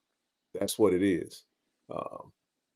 It is what it is. So I appreciate your thoughts on it, and I'll pause on that right now, because trust me, Monday is going to be a really good show, because regardless of the fact, we hopefully will know who our president. They said they're going to announce it. We'll know. I think the suspense and the concern, it'll all be real then. You know what I'm saying? Right. So, well, the way I look at it is, and I always look at it in football terms because I'm a football player, but it's like, I've learned that you can't replicate the culture that Jackson has at a white college. No, you can't. Deion going to Colorado trying to make that culture the same, it ain't gonna work. It's not gonna work. And I think the same when it comes to this president being a white, if it is the white president coming to a historically Black college, he don't know what it's about. I mean, it is what it is. And I get that, and it's I understand the business side of it, but there's also a cultural aspect, that you alluded 100%. to. And that's the way that it is, and that's the way we want to keep it. I mean, let's not forget, we are in Mississippi. So we just got news today, you know what I'm saying, of a young man that was found hanging in Mississippi. It just came. Look, man, Mississippi it's still Mississippi at the end of the day. And you talking about making, we're not even thinking of the national news that's going to come. Then people think that this is just that there will be backlash just locally. Oh no, man. It's going to be listen to what I'm saying, Tom. I'm glad you're up here. You mentioned Deion Sanders. Dude, I wear anything with Jackson State on it. I'm literally sitting next to the white guy and his 2 white kids over there. And I'm using white because this is their nationality.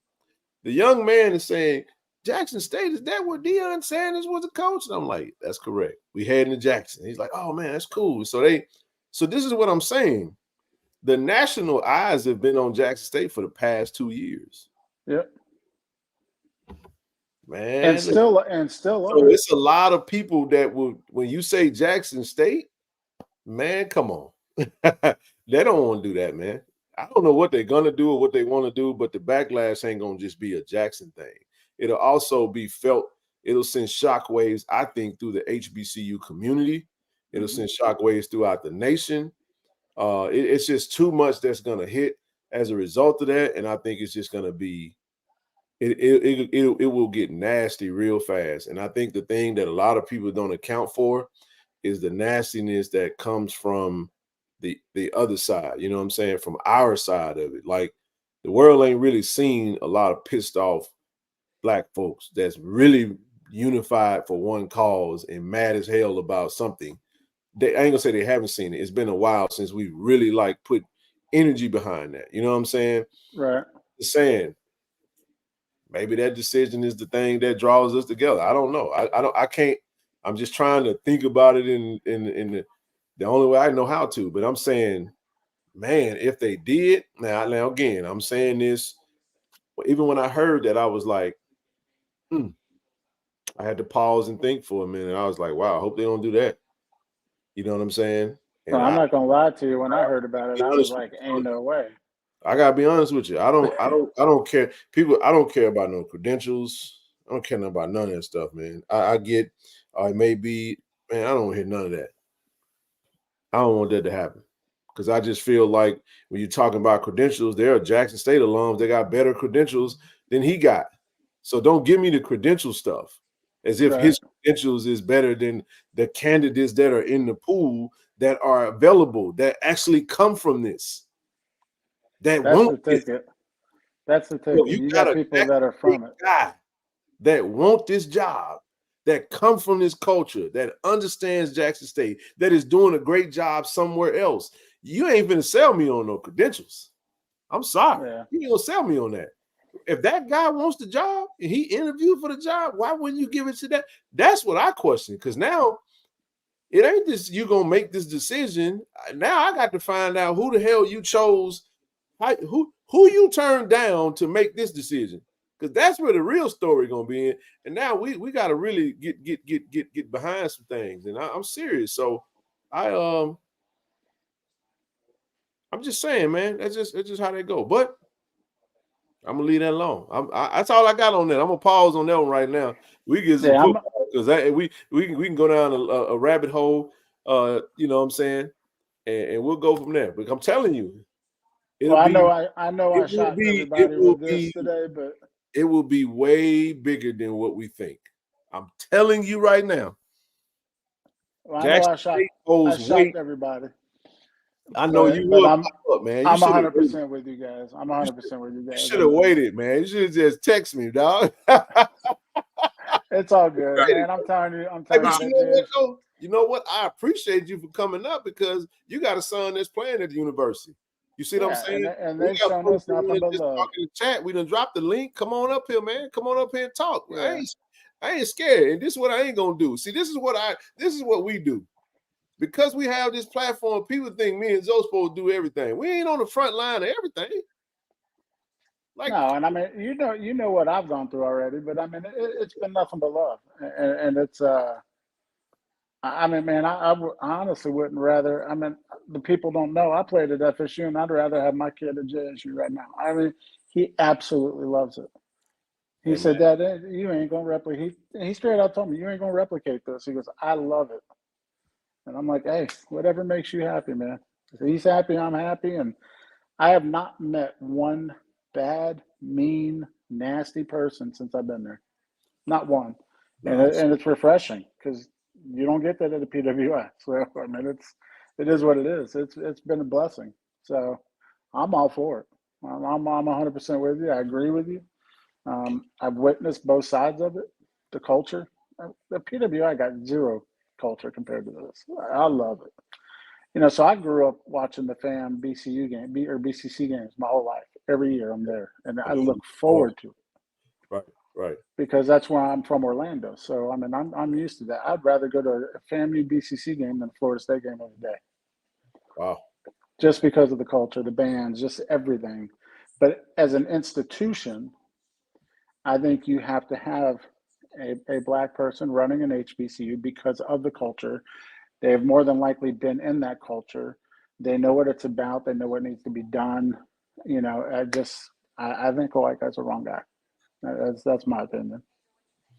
Man, I respect that, but I ain't gonna keep you up here too long. I'm gonna take you off the gun line. I appreciate. I got you. I'm here. Do what you were doing. I'm me. What's that? Eat, man. I'm doing what you doing, kid. I'll be back in this thing to me. Hey, it better not be Whataburger. You got me chasing Whataburger around now. It ain't tripping. All right, guys. Have a good one. All right, see. All right. Shout out to Mr. Lerno for coming up here, man. That was very respectable of him. Always welcome all perspectives. Man, y'all come on up, man. Just saying, like I can't believe y'all, man. I can't believe y'all gonna really y'all been. I ain't gonna say it, but y'all been, you know, y'all don't make us read all y'all comments, bro. I'd much rather y'all come up. You don't have to be on camera. You can be just, you know what I'm saying? Just come in and if you want to. I'm not forcing you to, but I'm just telling you. You know, you it'll be easier to get some of that out now, you know. You know, than to try to wait until that time comes. Regardless of who it is, we still want to get everybody's thoughts and opinions because we will have a new president named on Monday. We're gonna have that whole show is gonna be about that.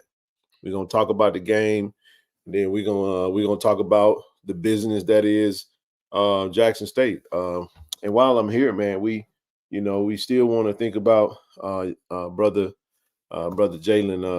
Jalen Burns, man, and just rest in peace to him and his family. I think the Jackson police has 2 suspects in custody right now, in the death of this young awesome brother, man. So we definitely hope that justice is served, man. So And swiftly too. As swiftly as possible. All parties involved need to be held accountable. So just wanted to kind of mention that. While I'm waiting on if somebody's gonna come up, Zoe, you sent me a photo too, bro. What was this about? Okay. Let me go and drop my phone. So it's the Boombox Classic round 2, baby. Boombox Classic. You see the date? November 12th, 2023. Round 2. Except this time, it's going to be the full jukebox and the full boom. Battling out. Where? I don't know just yet. I believe it's going to be at Muffet Stadium, but I'm hoping it's at the Vet. But also, president being named Monday, man. Come on up here and talk, man. So don't be sending me no 1,000 messages because I ain't reading all that shit, man. But anyway, go ahead, man. But also, word on the street is Valley might be there. Texas Southern might be there. But either way it goes, Boombox Classic round 2, the remix, however you want to call it, November 12th, 23. Stay tuned. Check your local listings because, again, it's going to happen again. Demond said it's in Baton Rouge. I felt like it was going to be a month. So, again, we're going to the scene of the first crime. T-Dizzle. Yeah, man. What's happening, bro? What's happening? Hey, what's up, fellas? How y'all doing? Doing what I was doing. Oh, man. Chilling, bro. Good to see you, man. How was your evening, Doc? Man, it was blessed, man. It was good. Did they 119 win? Yeah, I heard you say that, man. I didn't go to that game. I actually went to Pearl and Brandy. I have a little cousin that plays for Pearl. So he had been asking me all season to come out to one of his games, but we was always on the go. So I figured what better opportunity than this one to go out and check him out, especially against Brandy. So you went to the Rankin County Super Bowl? Yeah, exactly. Exactly. So I figured Brother Dewan. This one to go out and check them out. Hey man, you got a terrible echo. So you went to the Rankin County Super Bowl. There we go. No, I just muted it. Let me see. Yeah, you are you trying to listen to it? And I think once you hop on, you gotta turn the You gotta mute your mic. How about that? You gotta mute your mic. No, I just muted it. Let me see. You delayed too. What's good, Tiger Nation? What's good, Tiger Nation? Hope y'all all as well as out there. You might have to go out and come back in, bro. For those who asked, man, it was a pretty good game up to the second half. Then Brendan ended up walking away with it, 42-20. And by the way, y'all, stop entertaining EA pertaining to anything in regards to FAMU. If EA ain't talking about what's going on with this conversation or what we got going on, don't entertain nothing he's saying. Respectfully. Keep going, TD. I mean that. We don't give a damn about no FAMU. We don't care. I don't hear nothing about it. You want to be a part of the conversation, be a part of the conversation, EA. Don't come in here with that FAMU stuff, man. I'm sick of it. I don't want to hear nothing about it. I'm just all right. Go ahead. Then I mean, I just was saying about the game, man. Like I said, Brandon ended up winning 42-20. It was like 17. It was like 17-14 at half. Pearl, and then the rest of it ended up being Brandon. I saw a lot of similarities, a lot of good adjustments in those games. You know, that took my mind back to some of the things we probably could have done. You know, slant passes and stuff. You know, according to the defense. Also seeing some recruits out there, Ken. I mean, my opinion probably ain't gonna matter, man. But Brandon got a defensive nose guard, boy. Yeah, we need. Yeah, I like that. Hey, Coach O, send the offer. Hey, man, and they got some linemen. So I mean, that's. I know he was out there recruiting, man. He was out there doing some recruiting this weekend, man. I'm pretty sure they had some folks out there. We might have never know, man. We might have had a scout or something out there too. Man. I know Coach got to take me on a ride, man. I can look at that. I was listening to the show, you know, toward the end, well at the beginning, and while I was at the game, he was talking about speaking on the them single moms destroying the community. Come on, John. Lord have mercy. All right, keep going, TD. You was talking about you guys was talking about the initiative with the toiletries and everything. First of all, it's we appreciate the opportunity, KT Dove and I, man. We're honored to be able to do that, man, because both of us like giving support and lending a hand where it's mostly needed. Definitely where it's mostly needed. I mean, the funny thing, one thing I never could understand, fellas. What's that? How folks always give stuff to the rich. If we always go to a restaurant, you know what I'm saying? With the money ain't got to pay. He get the money in. ain't got to pay. Yeah. That's right. You know, I don't. You know, I understand it and I don't. You know, I say, hey, maybe because you know it's Zoe Phillip. You know, he's a man in the house, so you know, by him being the man, he and our building and our restaurant and our establishment get a little prestige because you know Zoe Phillip done showed up in that thing. Right. Yeah, we gonna, you know, and the manager come over there, hey, the meal on the house, whatever you want, you know, we got you. I'm saying like, man, I'm taking my 40 hours, my last little check, man, my bill finna be eye popping, you know, and this man over eating free, and I know he rich, but nevertheless, man, with that being said, I mean, we take great pride in honor and to be able to support the best way we can. And Ken is I've been asked several times on why do we do this? Why we do what? Why do we do the initiatives? Why do we support on the level that we support? Why, you know, are we looking for clout? Are we? I mean, why are we trying to stand out from anybody else? Why is this platform doing that when all we have to do is go another direction? You know, but you know, you don't have to elaborate on it. I'm just saying, man, it's a labor of love for us, man. I'd be more than happy to expound on that. Go ahead. First and foremost, there are some people that think that everything should be done one way, and I can tell you right now, we're not the clout chasers. We ain't getting no clout for this. That's first and foremost. That ain't, you know, that's not what we do that for. Second of all, because we was asked. We ain't never got in front of the university, TD. So you can't have an issue with if someone comes to us and asks us for something and we do it as a support for them. How you got an issue with us doing it because they asked? We don't, again, we always have said we don't get in front of the university.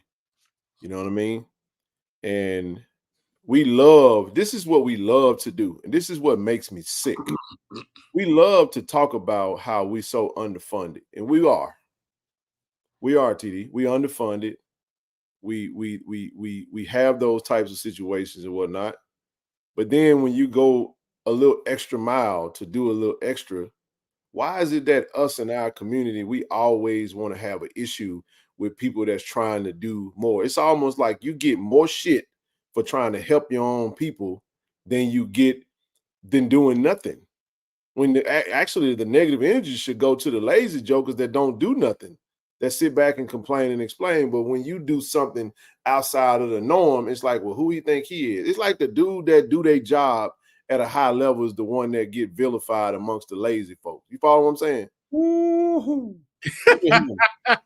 So he out, you you can't do it around him because he always want to be on time. He always gonna be prepared. Like this joke, there was a joke that said black folk, the only folks in the world that are Joan on a joker for being prepared. Look at him, boy. He got his gloves and everything. That's what we do. We have fun in that regard, but to keep it professional. God forbid what you do. To keep it professional. We didn't get into it for this, TD. We didn't get into it for this.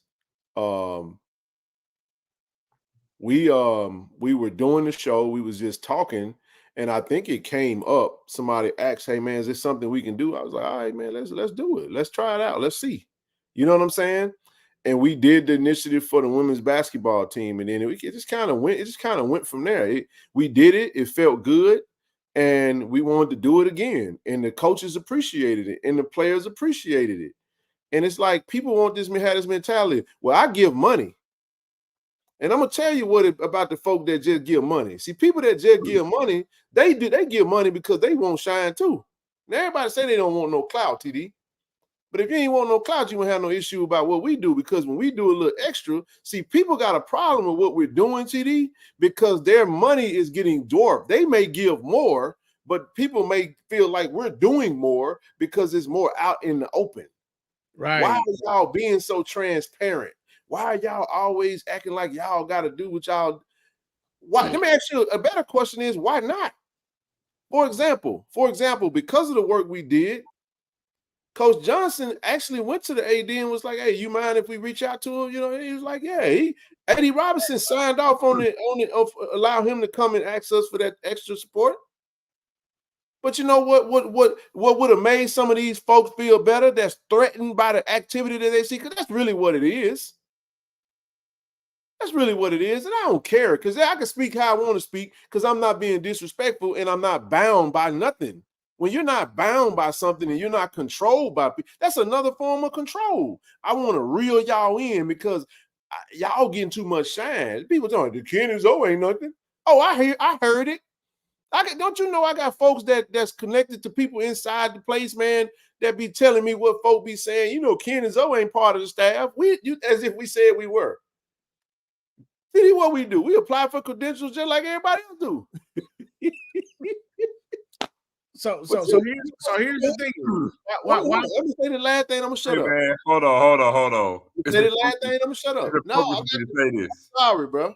I'm sorry, because I be quiet. I've been quiet lately, bro. And I see the hate. I see the hate in the comments. I see the folks that talk crazy to me.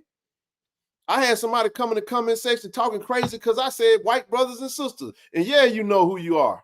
And I ain't gonna call no names, but I'm just saying, people got an issue with every single thing, bro. But all we do is complain and explain. And we ain't doing nothing. Because if you wanted to, you do it then. You do it. We hear it. You know how many times we have, in order to do what we do, don't y'all know that we got to hear the hate and keep going in spite of it? I'm going to say that again. Because we do what we do, TD, we have to hear the hate and keep going. Because we have to keep going because it's a labor of love. We have to. So it requires us to hear it and be like, you know what? We on to something. We got to keep pressing. We got to keep doing what we're doing because this is what we do amongst each other when it should be more collaboration. You get what I'm saying? And I don't care how people dress up their questions, TD. A lot of those questions come from a place of, a lot of that stuff come from a place of jealousy and envy or hate. But we got real good at dressing it up and making it sound professional. Because I don't want to come off as no hater or somebody. I'm going to ask them and tell them, so why do y'all do what y'all do? Why do y'all do it that way? Why do you not do it the way I do it? Because the way I do it, when I go drop that big old check, I feel fulfilled. I just give the check. I just give them money and they do what they do. Well, what if I'm giving all this money? Why are y'all over here on the camera doing what y'all do? For one, because it's ours, right? We can do what we want to do on here, folks. And it's also their money. And if they choose to donate to an initiative, they also trust us because we're going to show our work, because we ain't lying to them and we ain't trying to scheme them out of nothing and not saying that nobody else is. But I'm sorry, we built the platform on transparency, truth, and honesty. And I don't give a damn if you don't like it. I'm sorry. You don't have to like me. I ain't in the business of looking for new friends. I want to see Jack State thrive. I want to help in the capacity that I have. Because like I told you, TD, you said it one way, and I'm gonna say the same thing you said, but I'm gonna say it not in the sense where I'm being disrespectful to the relationship. If folk want to tell us to leave, if they don't want our help no more, I ain't got no problem going back to the stands, and I'm going to continue to buy my season tickets. I'm going to continue to show up. I'm going to continue to support in whatever capacity I know how to.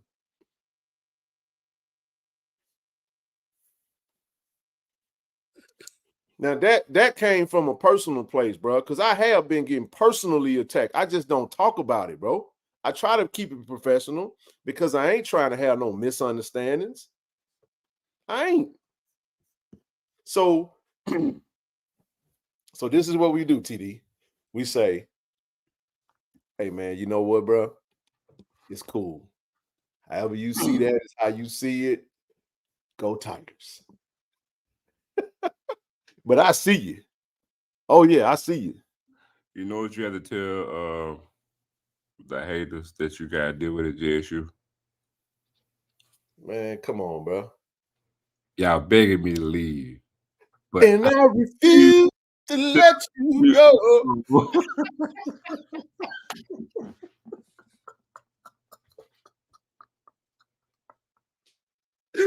What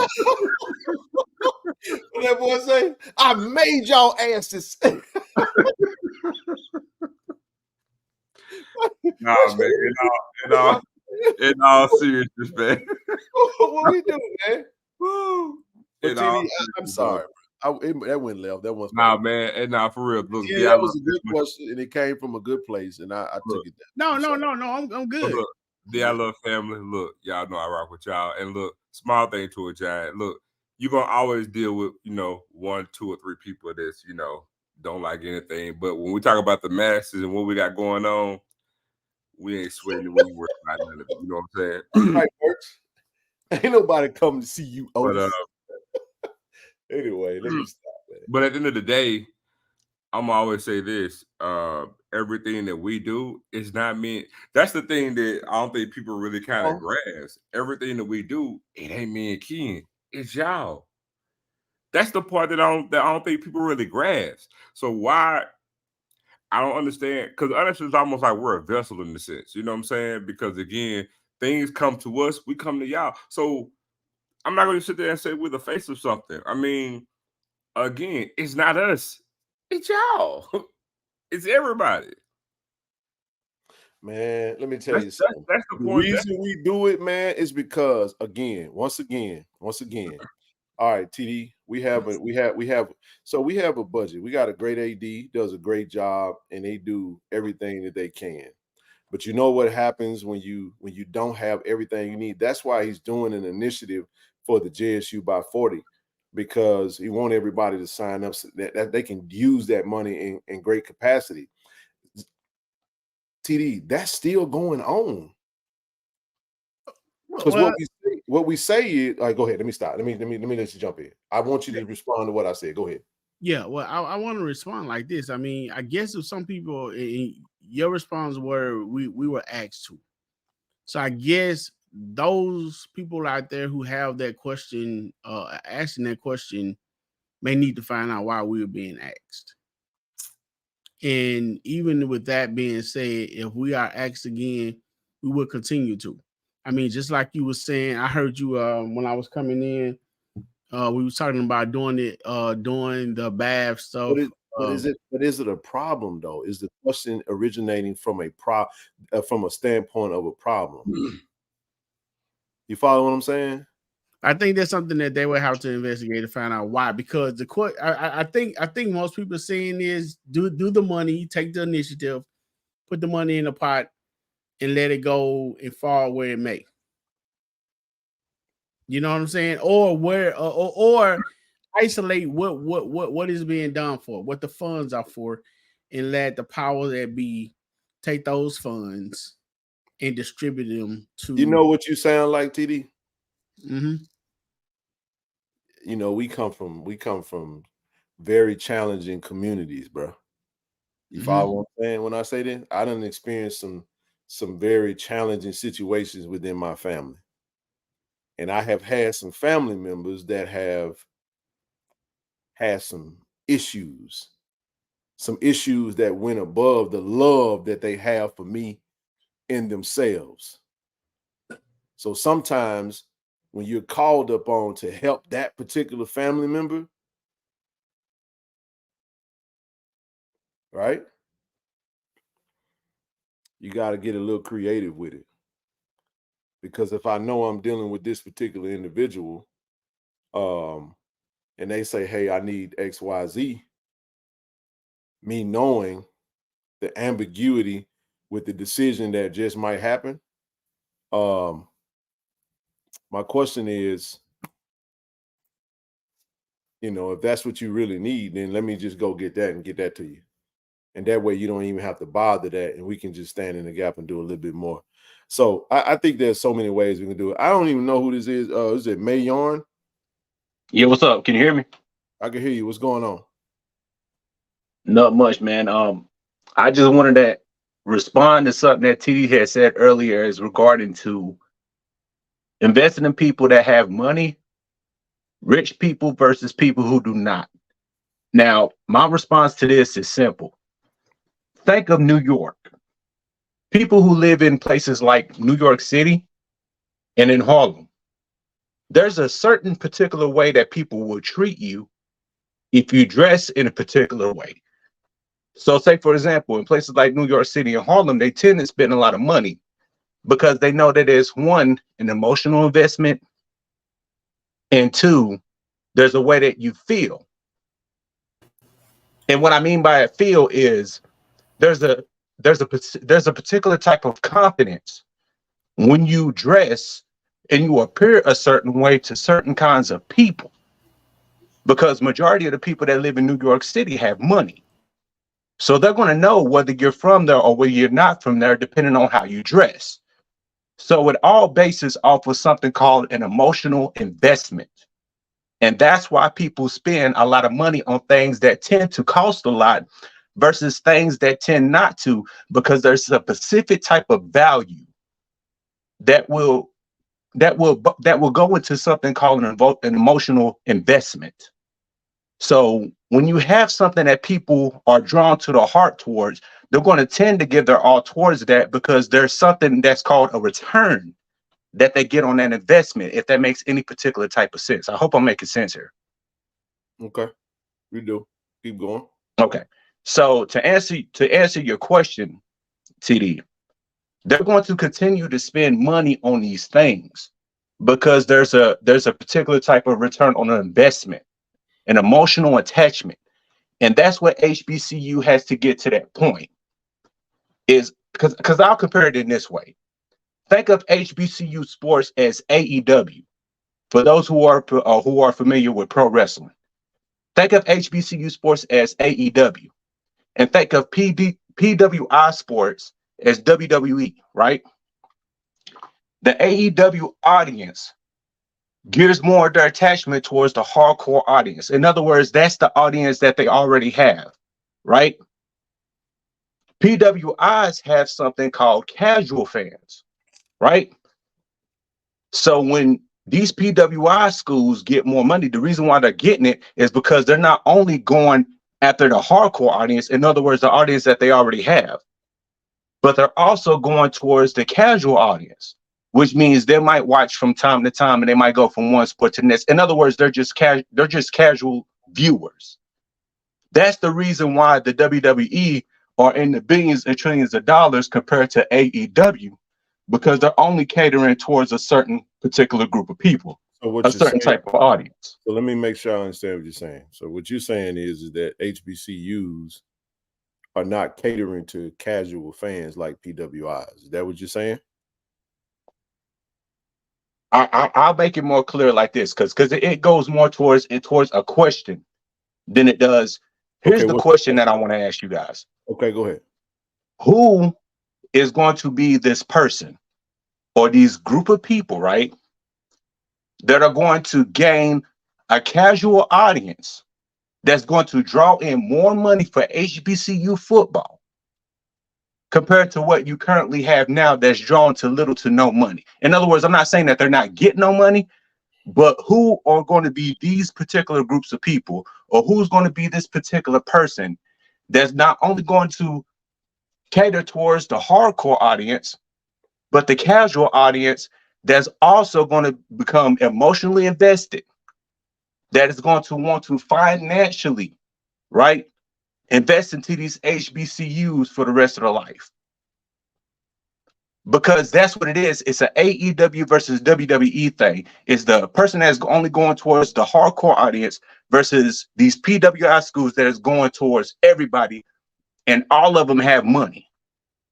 And they're emotionally attached to these universities, and therefore they're spending $200 and $300 and $400 and $500 for a ticket, right? Not even including season tickets. So who can HBCU, who is the coach, or who are these coaches, or who are these people that HBCUs can financially invest that's going to draw an emotional return on the investment? Why are you making HBCUs this conglomerate thing? Like it's one thing. Why does it have to be?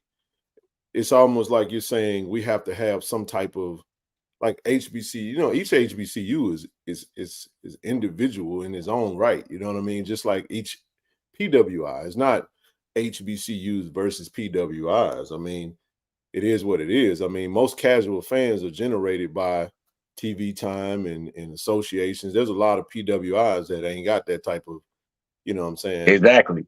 So, like say, for example, your PWIs like in your G5 conferences that just joined, like your Jacksonville States, your FIUs, your Temples. We can go on and on with that conversation. So you're right. But what I mean in particular with PWIs is I'm talking about in conversation towards more so your Power Fives. You get what I'm going? So who is going to be this person? I'm not trying to make no comparison because I know financially there's no comparison based off of the. But go ahead.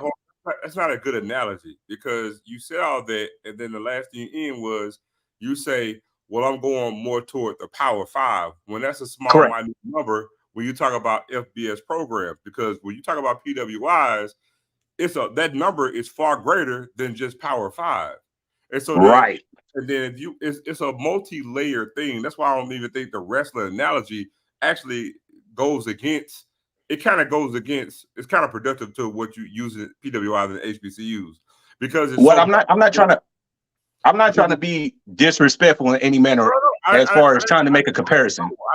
I'm just asking who is going to be this person or these group of people is what I'm asking that can generate. Hold on.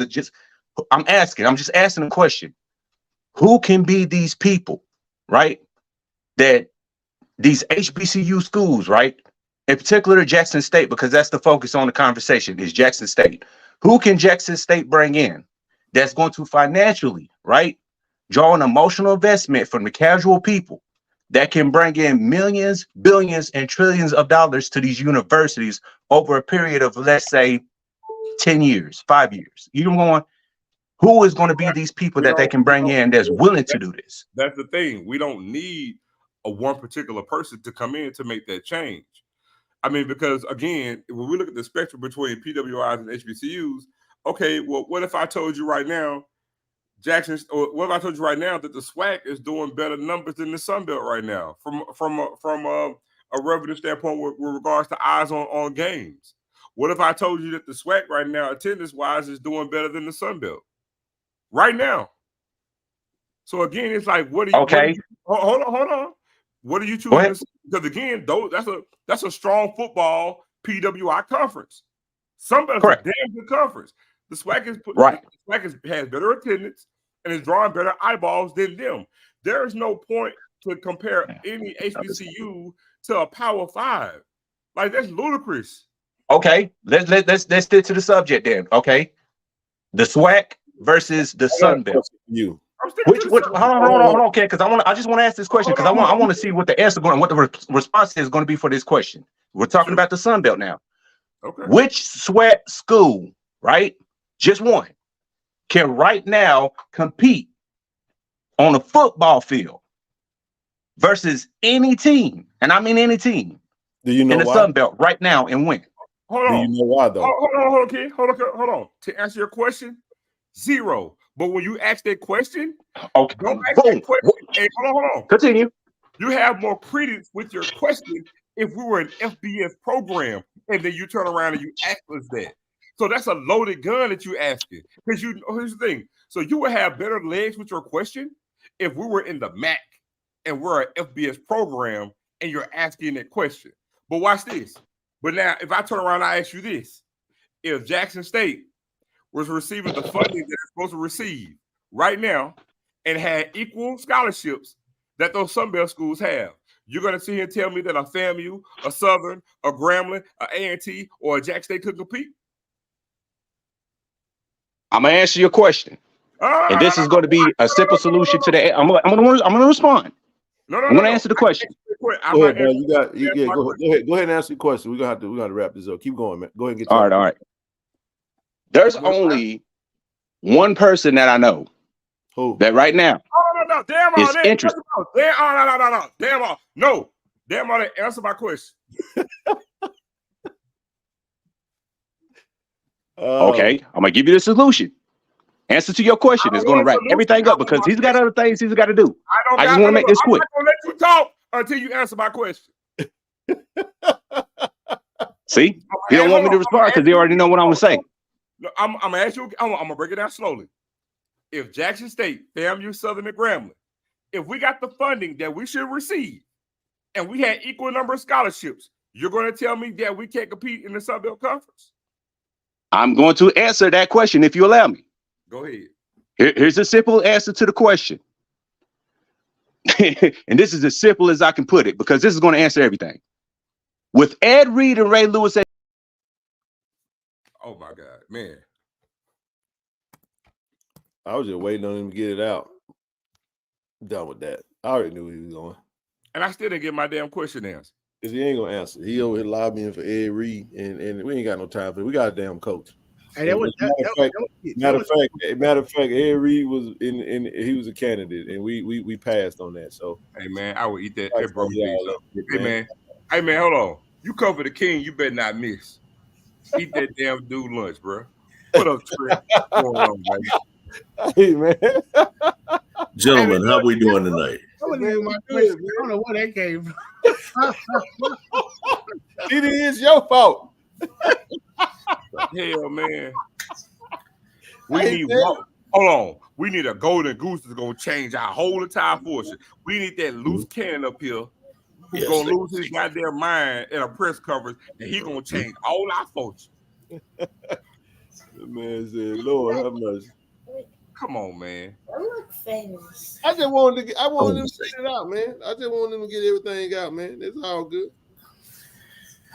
Hold on, bro. How you get in the good? Man, I just got a text, man. Somebody said, "Take me out the gulag." I ain't know you was in the gulag. How you get that? Hey, hold on. Let me say this, man. Go ahead, you got it. Hold on, and I mean this coming from a real place. Anybody that's gonna come on the screen, and I'm on here for all things holy, man. You better tread lightly. You come up here, and you're gonna have the audacity to come on this screen and try to paint a picture that the HBCUs that I name, if given what they need, can thrive. You can see and say we got a different opinion. I don't give a damn. But you better tread very careful, come up to this screen and act like anything of what we call an HBCU is gonna be lesser than you. And I'm on this damn screen. You ain't by yourself.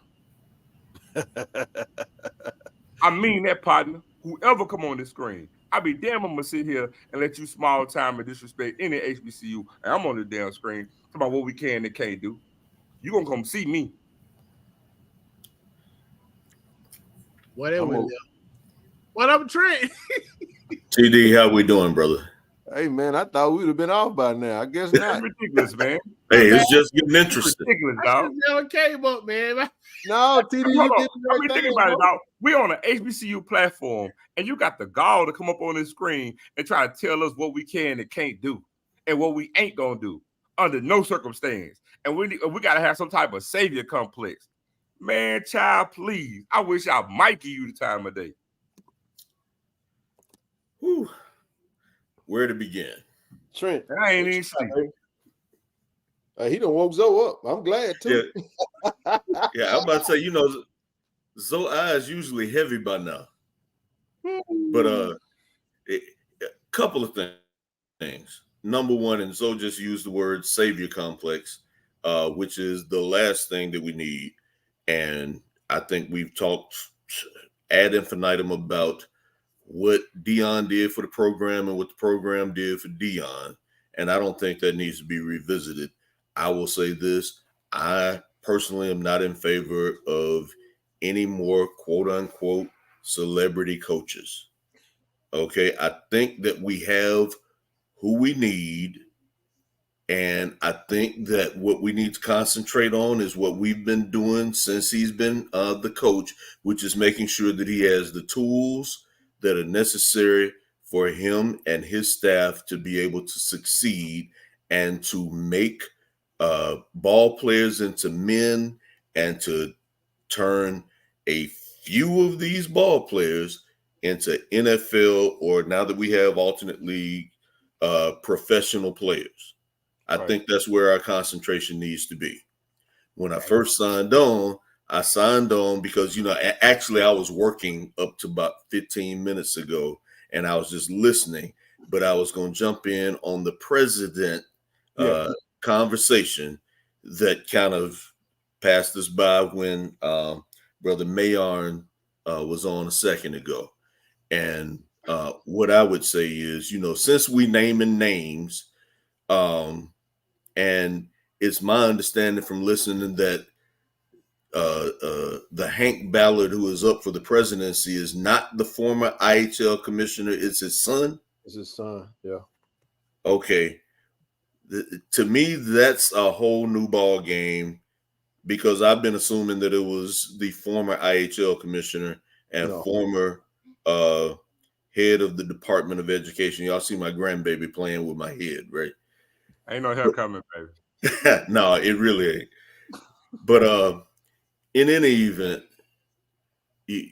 if I were to choose, and if they choose Hank Ballard, I'm gonna stand behind him until he gives me a reason not to.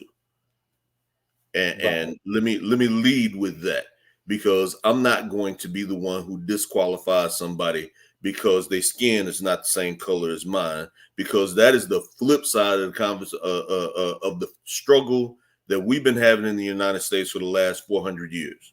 No, I get it. It's the flip side. So if he is chosen, because Ken, you said earlier, in all honesty, it's been a proved fact over the last dozen years that we don't necessarily get what we want. We get what they choose to give us. Yep. I understand. And so whoever they choose to give us, I'm going to stand behind until I have a reason not to. And I don't care what color they are. You know, those of us who took orientation and guidance when we were freshmen, you know, the first few presidents that we had were not black. Now, the reason was they were not giving black folks any position of authority back in 1877. Right. So that is what it is. But the fact of the matter is, given where we are today, I'm going to stand behind whoever they choose until I have a reason not to. However, having said that, since we naming names and amongst the finalists that I've seen, then my personal preference, because I'll be the first one to say I don't know all these people. My personal preference would be Dr. Alexia Norwood. And I don't have no problem saying that. It's been my experience with Dr. Norwood that she bleeds blue and is eminently qualified. I know that she's an MD as opposed to a PhD, but the fact of the matter is that would be my personal choice. You know, as an alumni, I see what she's brought to the table. And I think that as president, who a lot of the job is to cheer and raise money, I think she'd be excellent for that. And I think that she would provide excellent leadership and would bring in people under her who are capable of doing the jobs that are assigned to them. Okay, there we go. I'm sorry.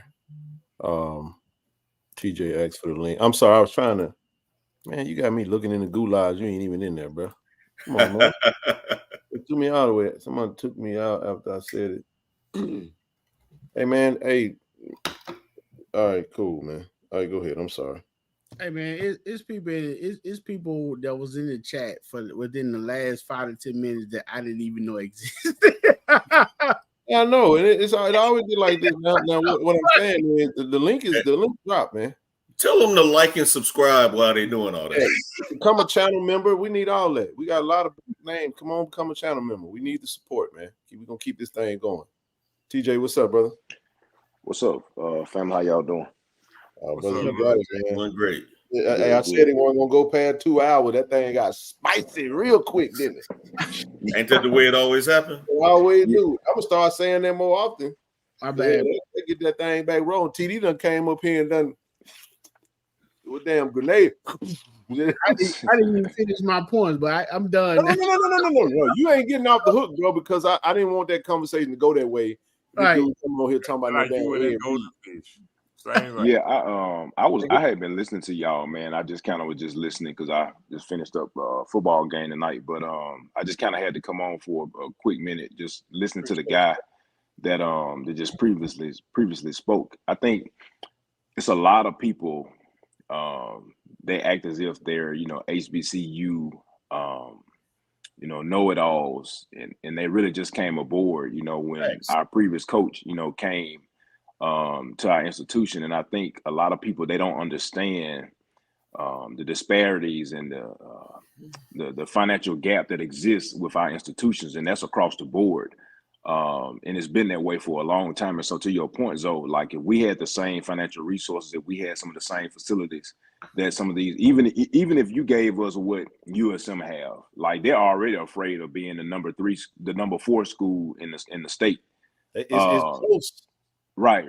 And so, if we're able to just have half of what they have, and the financial backing, then we would easily be the number 3 school in the state of Mississippi. And so for people to come on and say that a particular individual can change the trajectory of our program or our institutions, I think that's kind of it's inconsiderate, and it's it just speaks to Right. It speaks to the ignorance of those persons because they don't truly know the backstory when it comes to, like I said, just the disparity that exists with our institutions.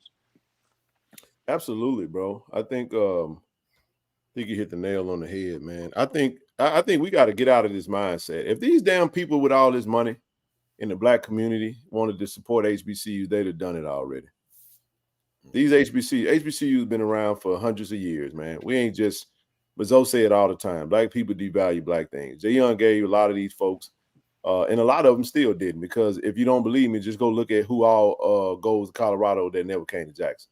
There's a lot of folk that still wasn't really rocking with the HBCU. It was cute. It was and people like, ain't gonna name no names because I don't want to give them no air, but a lot of folks were just waiting for him to get up out of there anyway. And I could really go in a whole lot deeper, and really, really piss some people off, but I don't really want to go down that road no more because it ain't valuable for us. You know what I'm saying? Like a lot of that dude didn't even want to come to the HBCU space, but now all of a sudden he the HBCU savior. Come on, man. Right, that was a script.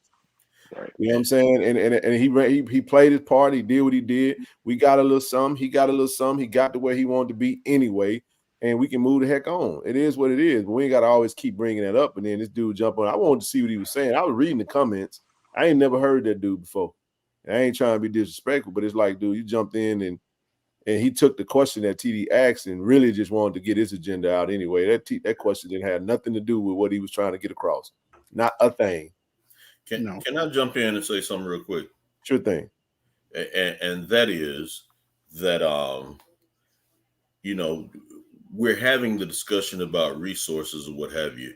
And Ken, you made reference a while back, and I was just listening while I was working about attendance at JSU historically and how long we've been going to games. I was a freshman in '86. It was at that time. The stadium was controlled by the state and by the stadium commission.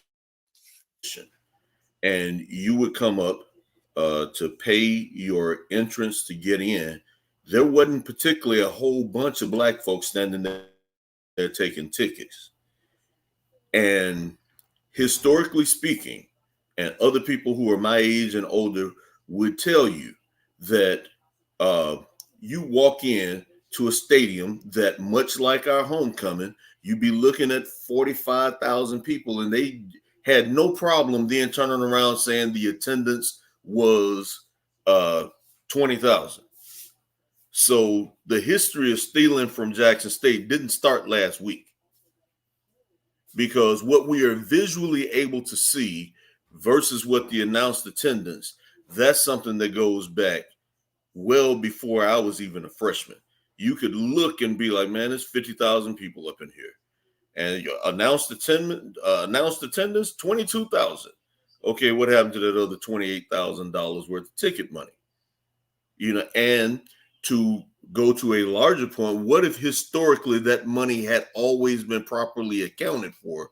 Where would we be?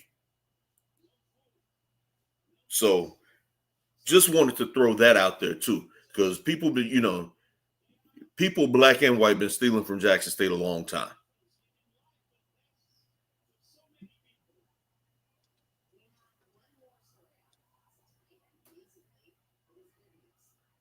Okay. What happened to everybody? Did I go mute?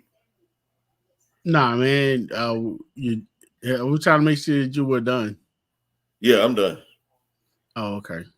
Okay. Well, yeah, I think for me, one thing that I would like to see the city of Jackson do a better job is really investing into Jackson State. It's not to say that they don't. I mean, because I'm not there in Jackson, so I don't know the ins and outs of things. But just, when you look at the city of Jackson and just you look at it, especially during football season, like Jackson State injects a lot of life into the city of Jackson. Mm-hmm. Whether that's through hotel, taxes and things like that, as far as revenue is concerned. People going out to eat, people, shopping, things like that.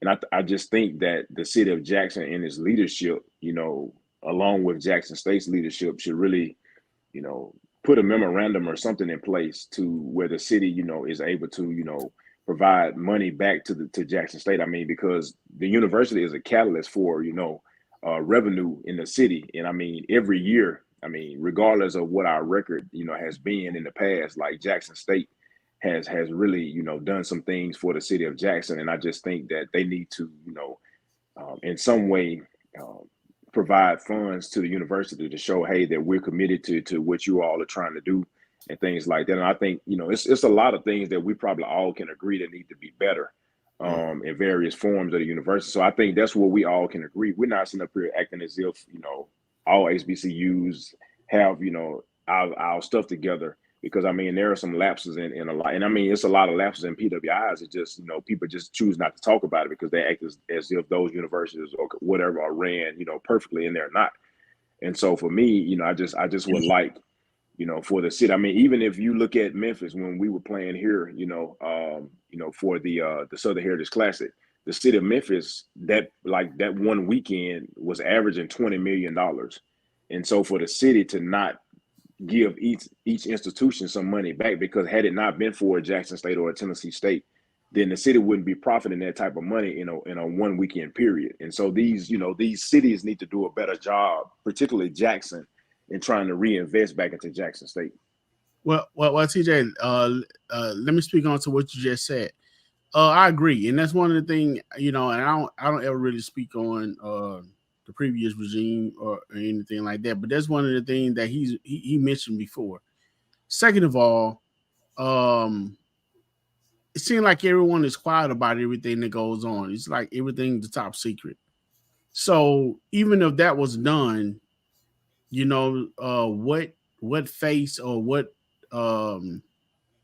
changes are being made with the funds that are being produced? You know what I'm saying? What major changes, are being made?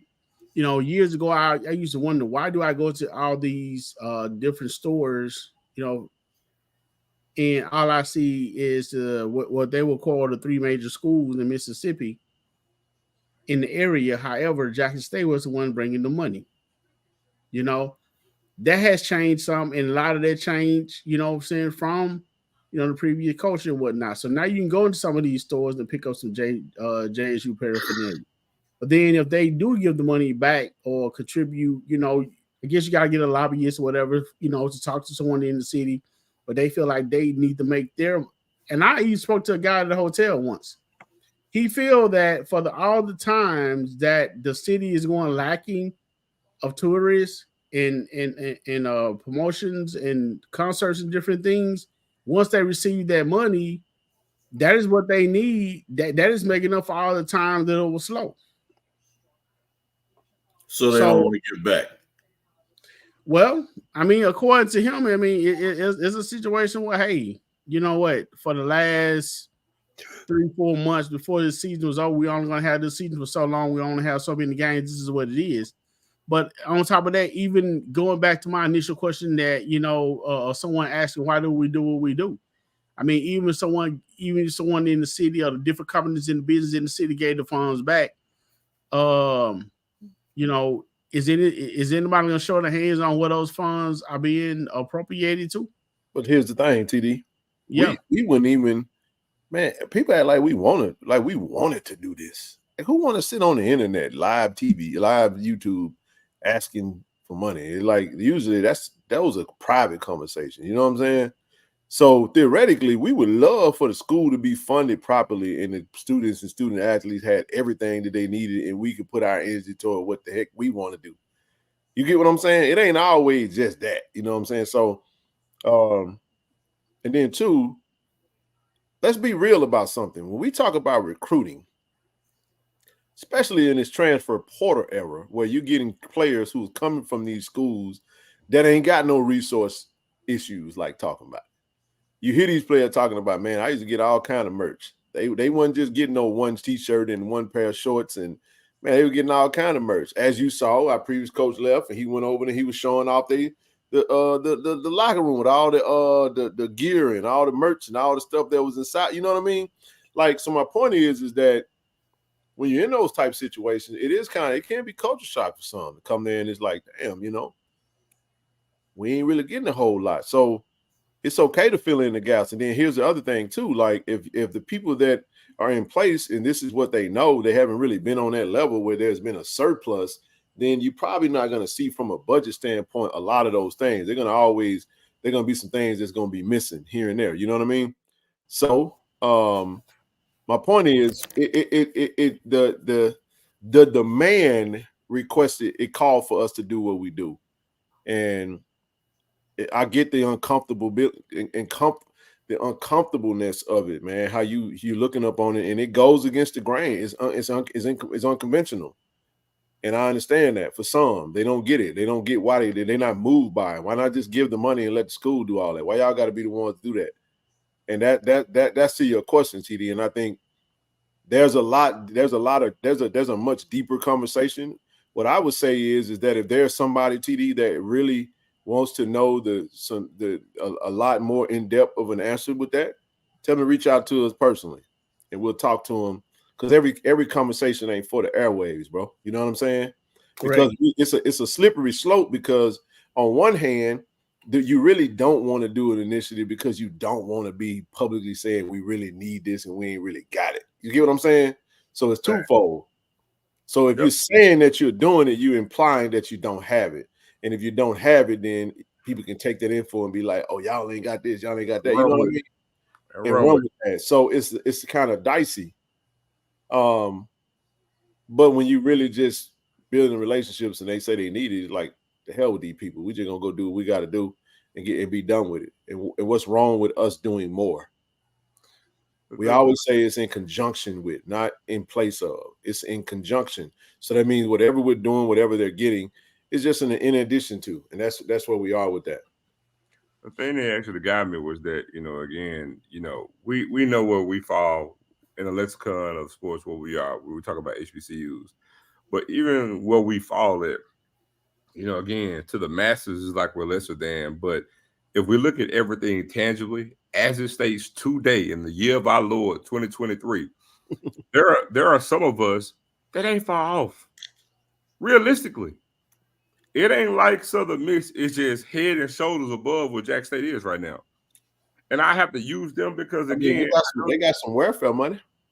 Because again, Lord. but you know what? But even but guess what? But even when we say that, that's what? Illegal funds. You see what I'm saying? Mm-hmm. But watch this. So without those illegal funds, they wouldn't have what they have. They ought to have been made to tear that. They should have went over there and tore that building down. They just made them tear it down. And so the other part to that is, you notice how he wanted to say HBCU, the PWI, but then so when he brings up the PWI, you want to go to the 1%. No. Let's talk about all the other schools, because you ain't said nothing about Eastern Michigan. You ain't said nothing about the MAC schools, Toledo, Akron. You ain't said nothing about those. You ain't said nothing about the Sunbelt school. You can't have it both ways, bro. You want to go to the 1%. It's just like saying we want to talk about middle class and lower middle class, and then when we want to compare them, go straight to the 1%. That's exactly what you're doing. Oh, shit. I'm sorry. That's exactly what you're doing. But here's the thing, and I love to use Southern Miss. I love to use them, right? Because it's just like, man, we're not far from them, even from a facility standpoint. Southern Miss don't have an indoor practice facility. I'm just saying, Southern Miss don't have an indoor practice facility right now. They got 2 practice fields. Jackson State got 2 practice fields. Look at their stadium. They got a 36,000 seat stadium, and I promise you, they can't beg to average 20,000 fans in the game. We're a bigger draw than it was. And you know what else, Ken? Let's say if Jackson State did move FBS, who's in a bigger television market? Jackson State is. More so than Hattiesburg. We are a more attractive option if we move to the FBS level as it stands right now than USM, and everybody knows it. Mm-hmm. If Jackson State had these things together, if we had the finances from the state like we're supposed to get, Jackson State is a more attractive option than USM as it stands, as I tell you this right now. Any Southern Miss fan can bring their Golden Eagle ass right here on this screen, and they'll know it too. So, fact. Hey, D85, what you got, big dog? What's up, man? Appreciate you coming. Well, yeah, what's going on, y'all? Y'all good tonight? Hey, man, we rolling tonight, man. Boy. Yeah, man, look, I was taking a nap, man. I woke up, somebody hit me up, was like, they talking about the president right now. You need to get on. I said, oh man, I do need to get on up. Come But on, man.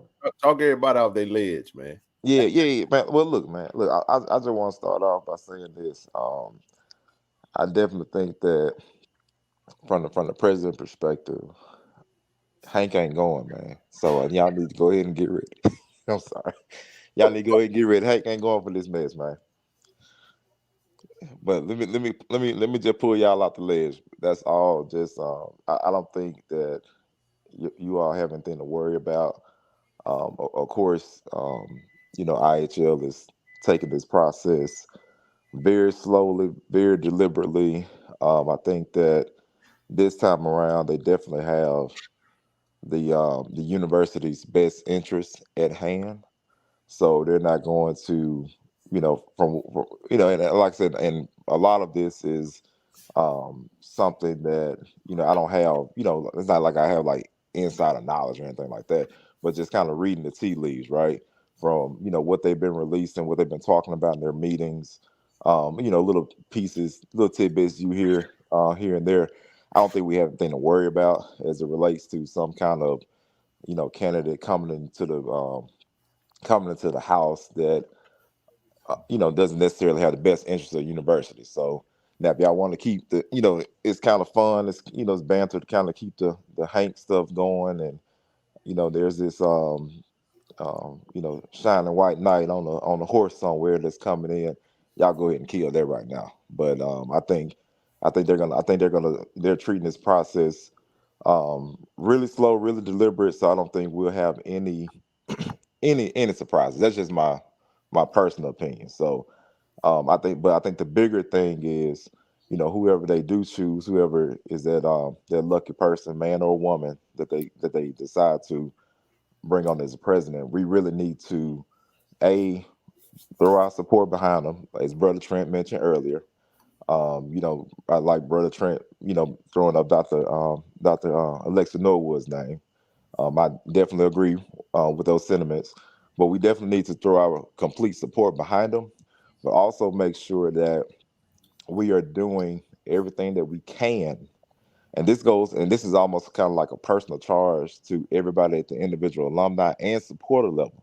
Like, we just cannot sit here and just put up with some of the things that, and I'm gonna try to be real careful with my words here, but if you see something's out of place or you feel like something's not right, no more of the just kind of brushing it off to kind of say, well, that's how things are. That's kind of how things have always been.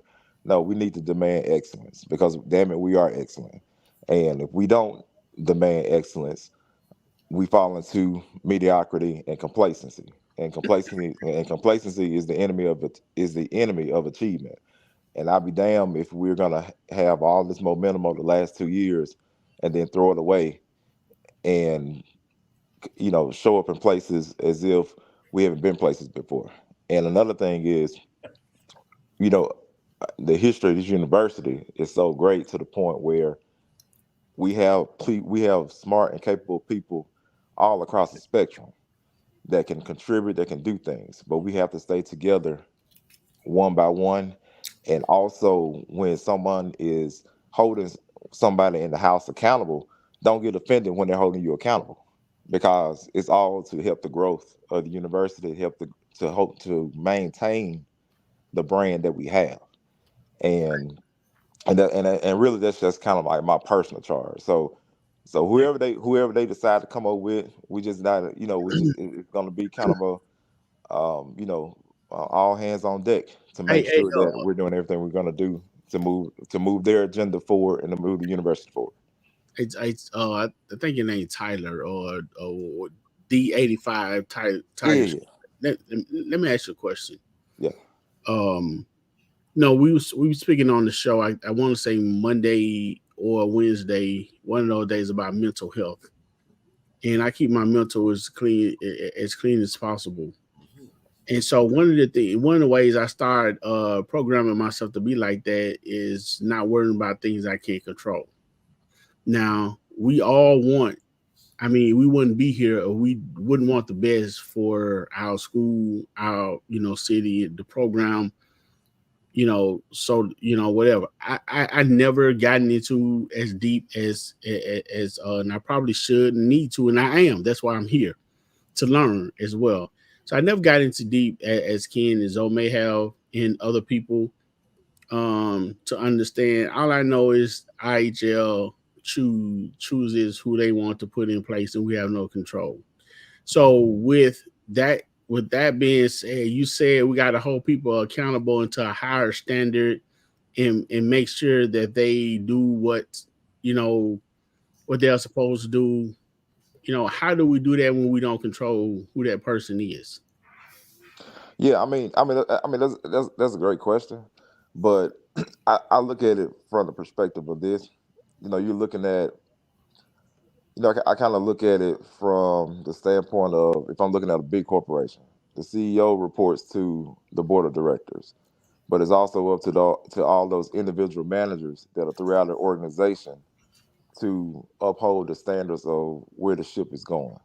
And so, yeah, you may not be able to maybe have a true impact at who's chosen, but you do have other impacts and other influences throughout the organization that you can kind of put your personal claim on. For example, this particular platform, if there's things that the football team or anyone else within athletics need, and kind of based on the underfunding and the history of underfunding that we experience, we can still rally the troops together, come up with a grassroots way to plug in those gaps. So yeah, we can't control or influence right now the legislature or whatever tater tot has going on, but we've successfully raised over $100,000 in the last 11 months.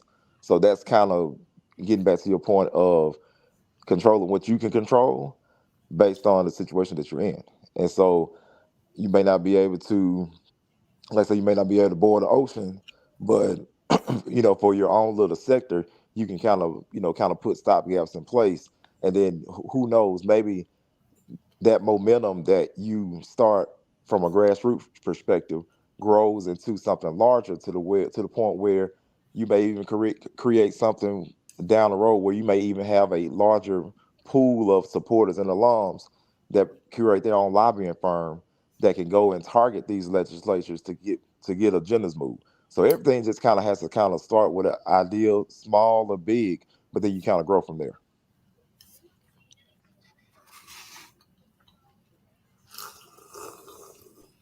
What?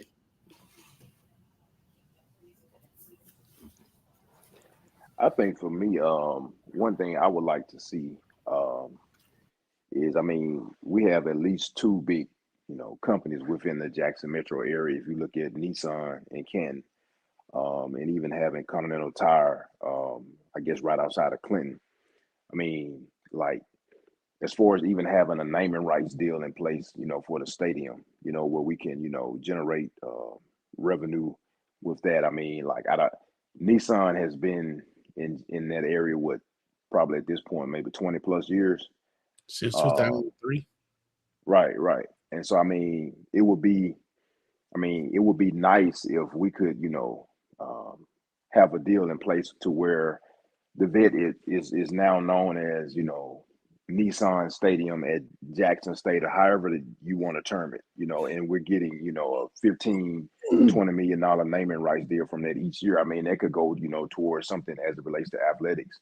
I mean, those are just things that I've kind of like, thought about down the road, even naming the field, after Continental Tire, things like that. I mean, I understand we're trying to, as a collective or as an institution, alumni trying to, generate dollars. But I think, our leadership, whether it's from the institution or the athletic department, should, try to go to some of these corporations in the area and say, hey, like, this is what we can offer you. In turn, this is what you can offer us. And it can just kind of be, a dual relationship, and both parties would benefit from it. I agree. Yeah, I agree. I think the university is doing a lot, but I think what we're saying is there's so much more that can be done, and when we say that, we have to we have to be able to say that without people thinking that we're, telling them that they're not good at their job. You know what I mean? So it's just a matter of brainstorming. I think that's what we run into. You know what I'm saying? Even when it goes back to what we just said, like we don't like change. We like to do things a certain way, keep it this way, and let's keep it going like that. I'm actually glad TD you actually asked that question, man, because that was sometimes you need to be challenged on why you do something, and it makes you revisit it and kind of say, why do we do what we do? You know, and it's a little challenging being out on the front line. Sometimes you don't really want to be because we want to be in the background. I wish we could do. Let me say this too. I wish we could do a lot of the stuff that we do without having to do it the way we do it. That's why I was saying um, we did it this way to build it up, and then two, we love to have. Like, can I be honest though? Let's be honest about something, man. The reason why you see a lot of things develop. Let me say it this way: the reason why you see a lot of organizations or associations or groups develop within the same um, university that look like something that already existed is because of lack of communication, lack of transparency, lack of vision, complacency, those types of things, and just flat out, lack of understanding, not being lack of unification. And what happens is we say, well, shit, if you ain't gonna do it, I'll just do it myself. You know what I mean? The real the real test comes is when we all can collaborate together for the greater good of the university. And if we're being honest, then we have to we have to be honest about the fact that a lot of the reasons why people don't do what they do is because people went through what we just saw, you know what I'm saying? And people have questions or whatever the case may be. And you can't tell people what to do with their money. I'm telling you that right now. I don't care how much we say. We can come on here all day long and push everything the school got. We wouldn't know if we wouldn't know who donated and who's doing what. There's no way for us to know that. The school would have to get that information and disseminate that to the public. But if we do it, we're doing it from a standpoint of saying, okay, we got our goal. This is what it's for, and this is what we're using it for. So no matter how we try to explain it, somebody's always gonna feel like we just doing too much. We trying to get extra credit or something. We trying to, I don't know, man. I don't really care. I know that those that we've supported and have helped has greatly has been ecstatic about the work that we've done. And I always say this, TJ, in 85. Hey man, don't ever take something that was meant for good and make it into a problem. You know what I'm saying? Don't make that into some negative thing because it don't fit within your mental scope of how you think things should look and how you think it should go.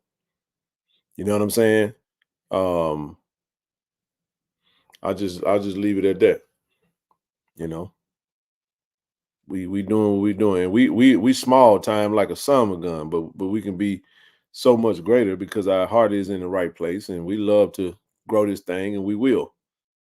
But the whole mission behind growing it is because um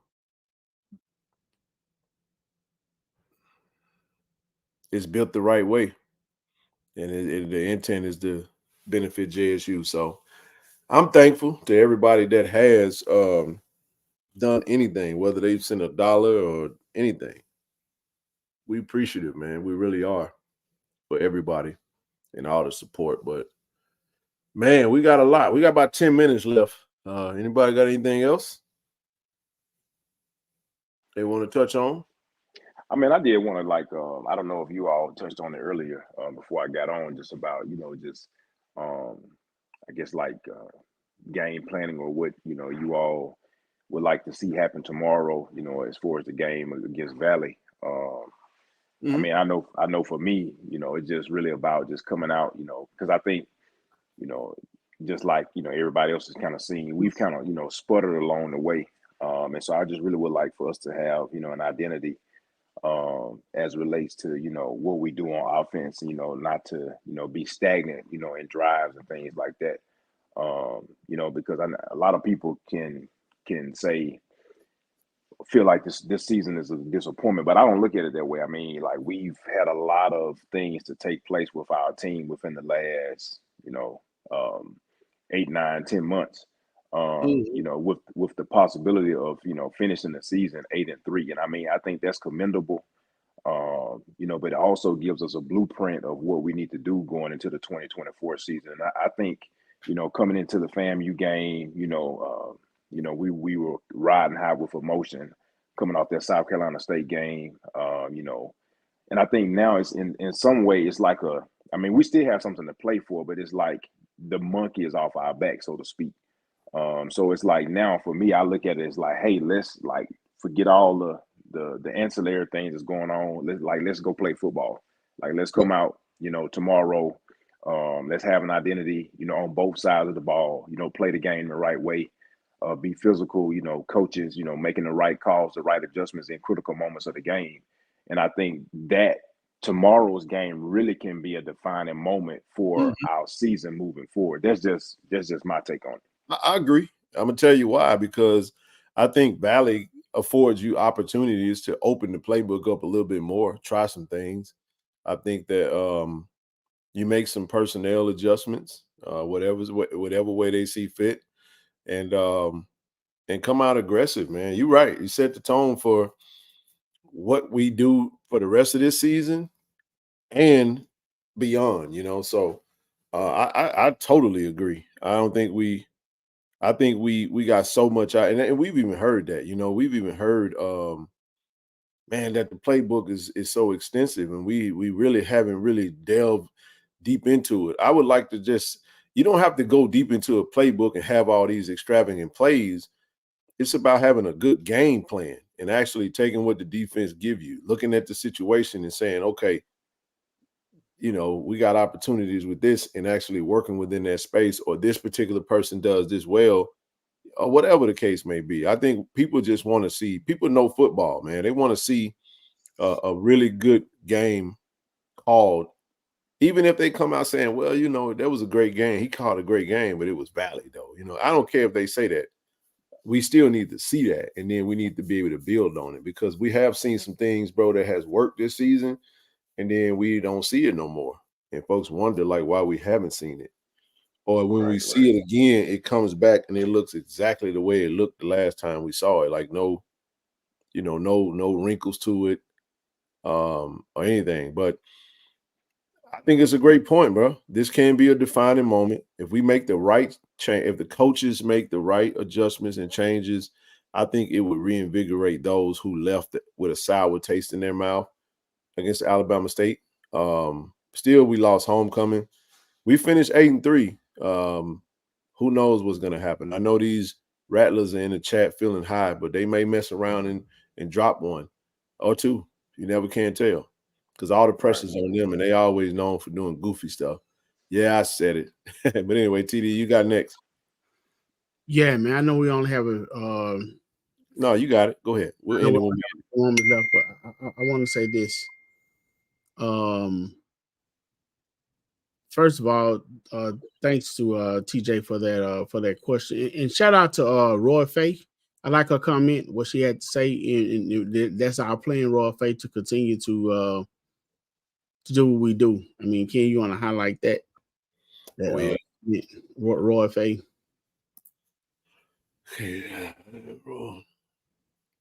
So don't forget Nook. Yeah. Absolutely. Oh no, we ain't stopping. Yeah, we gonna keep going. They asked TD the question. They ain't asked it to me, but I hope I did okay. But go ahead. I get that. But and TJ, I'm glad you brought that up, man, because I was gonna speak on Valley. I mean, upon watching their film, and I said on Wednesday I wasn't impressed with anything. And normally I'm always looking for the key thing, the fantastic thing that a team does, or what they're good at, or what's special about, a particular team. And I can honestly say for the first time this year, I was kind of stumped in in my research and what I found. I did say, I did mention the tight end. I know they have a freshman quarterback who appears who's going to be good, at some point. But his throwing is not very strong. Our defensive backs should have a field day if he's able to get the ball off. They have pretty good running backs, which I think they're going to use to try to get their game open. That's what they're going to need. And their key is going to be to stop our running game because they don't respect our passing game. I heard the coach speak on that. So they plan to stop our running game because they don't fear the passing game, much like it was done over last weekend. Also, when I thought about it later, I'm thinking again, with them coming off a high, winning their first game against UAPV, they feel like they can do it again. And Jackson State coming into town with the crowd coming in, they feel like they got something to prove. So I think we're going to get their best effort. But just like I said that we needed to do for Alabama State, teams that's already have some question about themselves, is to hit them in the mouth. And this time when we hit them in the mouth, make sure they hit the ground and keep running over them. That's what's going to have to happen, definitely, because if we allow them to score, to play, to stay, stick around the game, they're going to give them momentum, feel that they can win. So we got to come out with something, hopefully different. And I would like to shout out again our offensive line, who has come a long way through the course of the season. They're blocking good. They're opening holes. Irv and Detry, Moultrie and Miller cannot have the yards that they have if the line was blocking the way they need to. So we definitely gonna have to. We definitely should win this game, and I don't usually say this. I don't give score prediction, but it should be with what we have. If the adjustment is a proper adjustment I made, we should see what the real JSU Tigers definitely come tomorrow, because I didn't see anything that really should slow us up. Now they're gonna come out swinging at first, but we need to swing harder, and that just what it is. Man, I think we're gonna come out and play well. I think we played. Man, we played our best football on the road. I think we got used to being on the road, and we got home and just been like, what I'm saying? Like our 2 home games were just brutal. You know what I'm saying? Like Bethune-Cookman, and then we lost homecoming. Hell, we comfortable on the road. You know what I'm saying? We go up there to Bina, do what we got to do. I mean, it's. I think we coming with it, man. I think we coming with it. I don't really think it's gonna be I don't think it's gonna be a close game. I don't at all. I really don't. I don't even see this game being. I understand respect for opponent. I just think we finna go out there and we're gonna take away what they're trying to do. They might get a couple of little some here and there, but I expect the team to come out with a just trying to make a statement and really trying to get back what they how it is. You try to get back what you lost, knowing that you can't, but I still think they come out with that type of tenacity. And I'm eager to see what the coaches, what type of adjustments they made out this, because losing homecoming was brutal, man. If that don't make you change, I don't know what can. Go ahead, bro. I'm gonna say this. This will be my last comment, but to your point, Ken, I was I had, of course, I try to make, as many games as I can. And I've, been blessed enough to make, all the home games. And I think the Bethune game, that game was just tough to watch, considering it was our first, game. And we get an opportunity to come home, after, being on the road for so many weeks. And, our offense kind of just sputtered. The defense kind of held it down for us until the offense was able to get some things going. But if you look at homecoming, just like being in the stadium, looking at the crowd, looking at the energy of the crowd, having a platform to be on television. I was disappointed from a standpoint of like, this is our opportunity to show the world. It's not like we had anything to prove, but it would have been like icing on the cake to show people like, hey, like Jackson State is still relevant, and Jackson State has been relevant. And so from that standpoint, I was disappointed there. But I think going into this Valley game, I think this is really an opportunity for us we really need to show that the standard is the standard, because I think what's happened is, in some regard, we've kind of played down, and this is no disrespect to Bethune, Alabama State, any of the schools that we play, but I think if we just play the Jackson State brand of football, regardless of who's lined up in front of us, then I think that's just, to me, the standard should be the standard. And but I think that's our problem, though, TJ. Right, we haven't done it. What I mean is, our problem is, what is the Jackson State brand of football? Right, you know what I'm saying? Like, right. It's almost like we've been in the mid-season, like an identity crisis. You know what I'm saying? Right. But I love the point, though. You're right. We play to everybody else's style. We adjust to them. And it's like we have to go out and do what we did against South Carolina State. And that is, we got to just go impose our will, and we got to go make them react to us. I'm tired of reacting like we did against Alabama A&M in the first half. Second half, we started reacting to their adjustments. Right. You know what I'm saying? We got to go out there and impose our will on that team. So, 85, you got anything? Yeah, just two quick comments to close us out. Of course, prayers to the family of the young man that tragically lost his life early in the week. I definitely think that we should keep his spirit going, and the way you can do that to honor his life is, find a student, pour into him.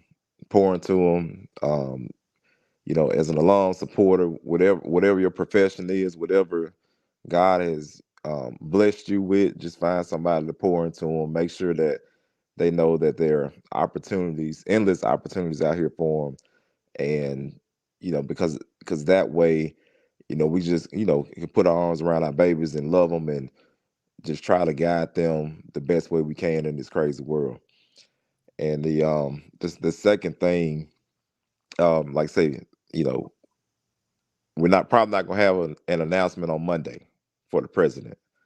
It's Friday. You didn't see any announcements go out from their social media page regarding the search. So probably the 20th is gonna come and go without them naming the president. And at this point, who knows? It could be the next couple of weeks before we get an announcement. So if you don't see anything Monday, don't be shocked, because they typically are good about posting what they're getting ready to do, because they kind of have to do it by law from a public standpoint. So so October 20th is probably just null and void at this point. So we'll keep the I guess they say keep the rumors going until we get some clarity there. So go Hank, go. Man, stop that, man. I'm gonna stop. but you can't help it sometimes, though. Nah, you good, man. Yeah, But man. I appreciate you coming up, bro. We just shut it down. Appreciate y'all, brother. TJ, man, for real. Y'all have a good night, fellas, man. I got to get up so I can get to the Valley in the morning, man. Yes, sir. We rolling out in the morning too, man. Appreciate you, bro. All right, y'all be safe. Have a good one. All right, TJ, take it easy, bro. I always enjoy you. You got anything, big dog? No, sir. Tiger Nation, we out. We'll see y'all. We got a lot we gonna rap about on the way up to the sticks. Hey, you gotta hit me up. You know what I'm saying? We hadn't. Okay. Nah, we'll figure out. It's easy breezy, man. It's easy breezy. We'll figure out everything in the morning. All right, let's go, Tiger Nation. We'll see you in Valley. Good night. Appreciate you. Appreciate y'all. Appreciate you, bro. All right, bro. Later. All right, everybody. Hey, go to the website if you're looking for any merch. Pick up that hoodie, man. Go grab that hoodie. that D Standard hoodie, KC-1400media.com. Appreciate everybody that have donated to the initiative. We're still collecting for the initiative. We about $1,000 short, but we'll get there. You can donate KC-1400. You can go to Cash App, PayPal, Zelle. Just look at the bottom of the ticker. If you want to purchase the hoodie, any of the merch that's already available right now, go to the website. We appreciate the support, man. As always, do y'all love? Go Tigers, baby. Great day to be a Tiger. JSU by 40 campaign. Coach Taylor, I was just thinking, I was sitting in my office and we were talking about Jackson State athletics, the tradition of Jackson State. You played here. What if 50,000 alums gave $40 a month for 12 months? Man, that would be huge. That's money in the bank for athletic program. Let's do this, Coach. I'm challenging all 50,000 alumni of Jackson State University, supporters, fans. Let's give $40 a month to JSU by 40 campaign. 12 months, 12 million. September to August, let's win championships in the classroom. Let's support Jackson State University. Let's support athletics. And let's make sure our coaches and our student athletes are successful. So again, Coach Taylor and I are challenging you, all 50,000 alums, $40 a month for 12 months to support Jackson State athletics. Go Tigers. Go Tigers. Support the JSU by 40 campaign. Visit gojsutigers.com/JSU by 40.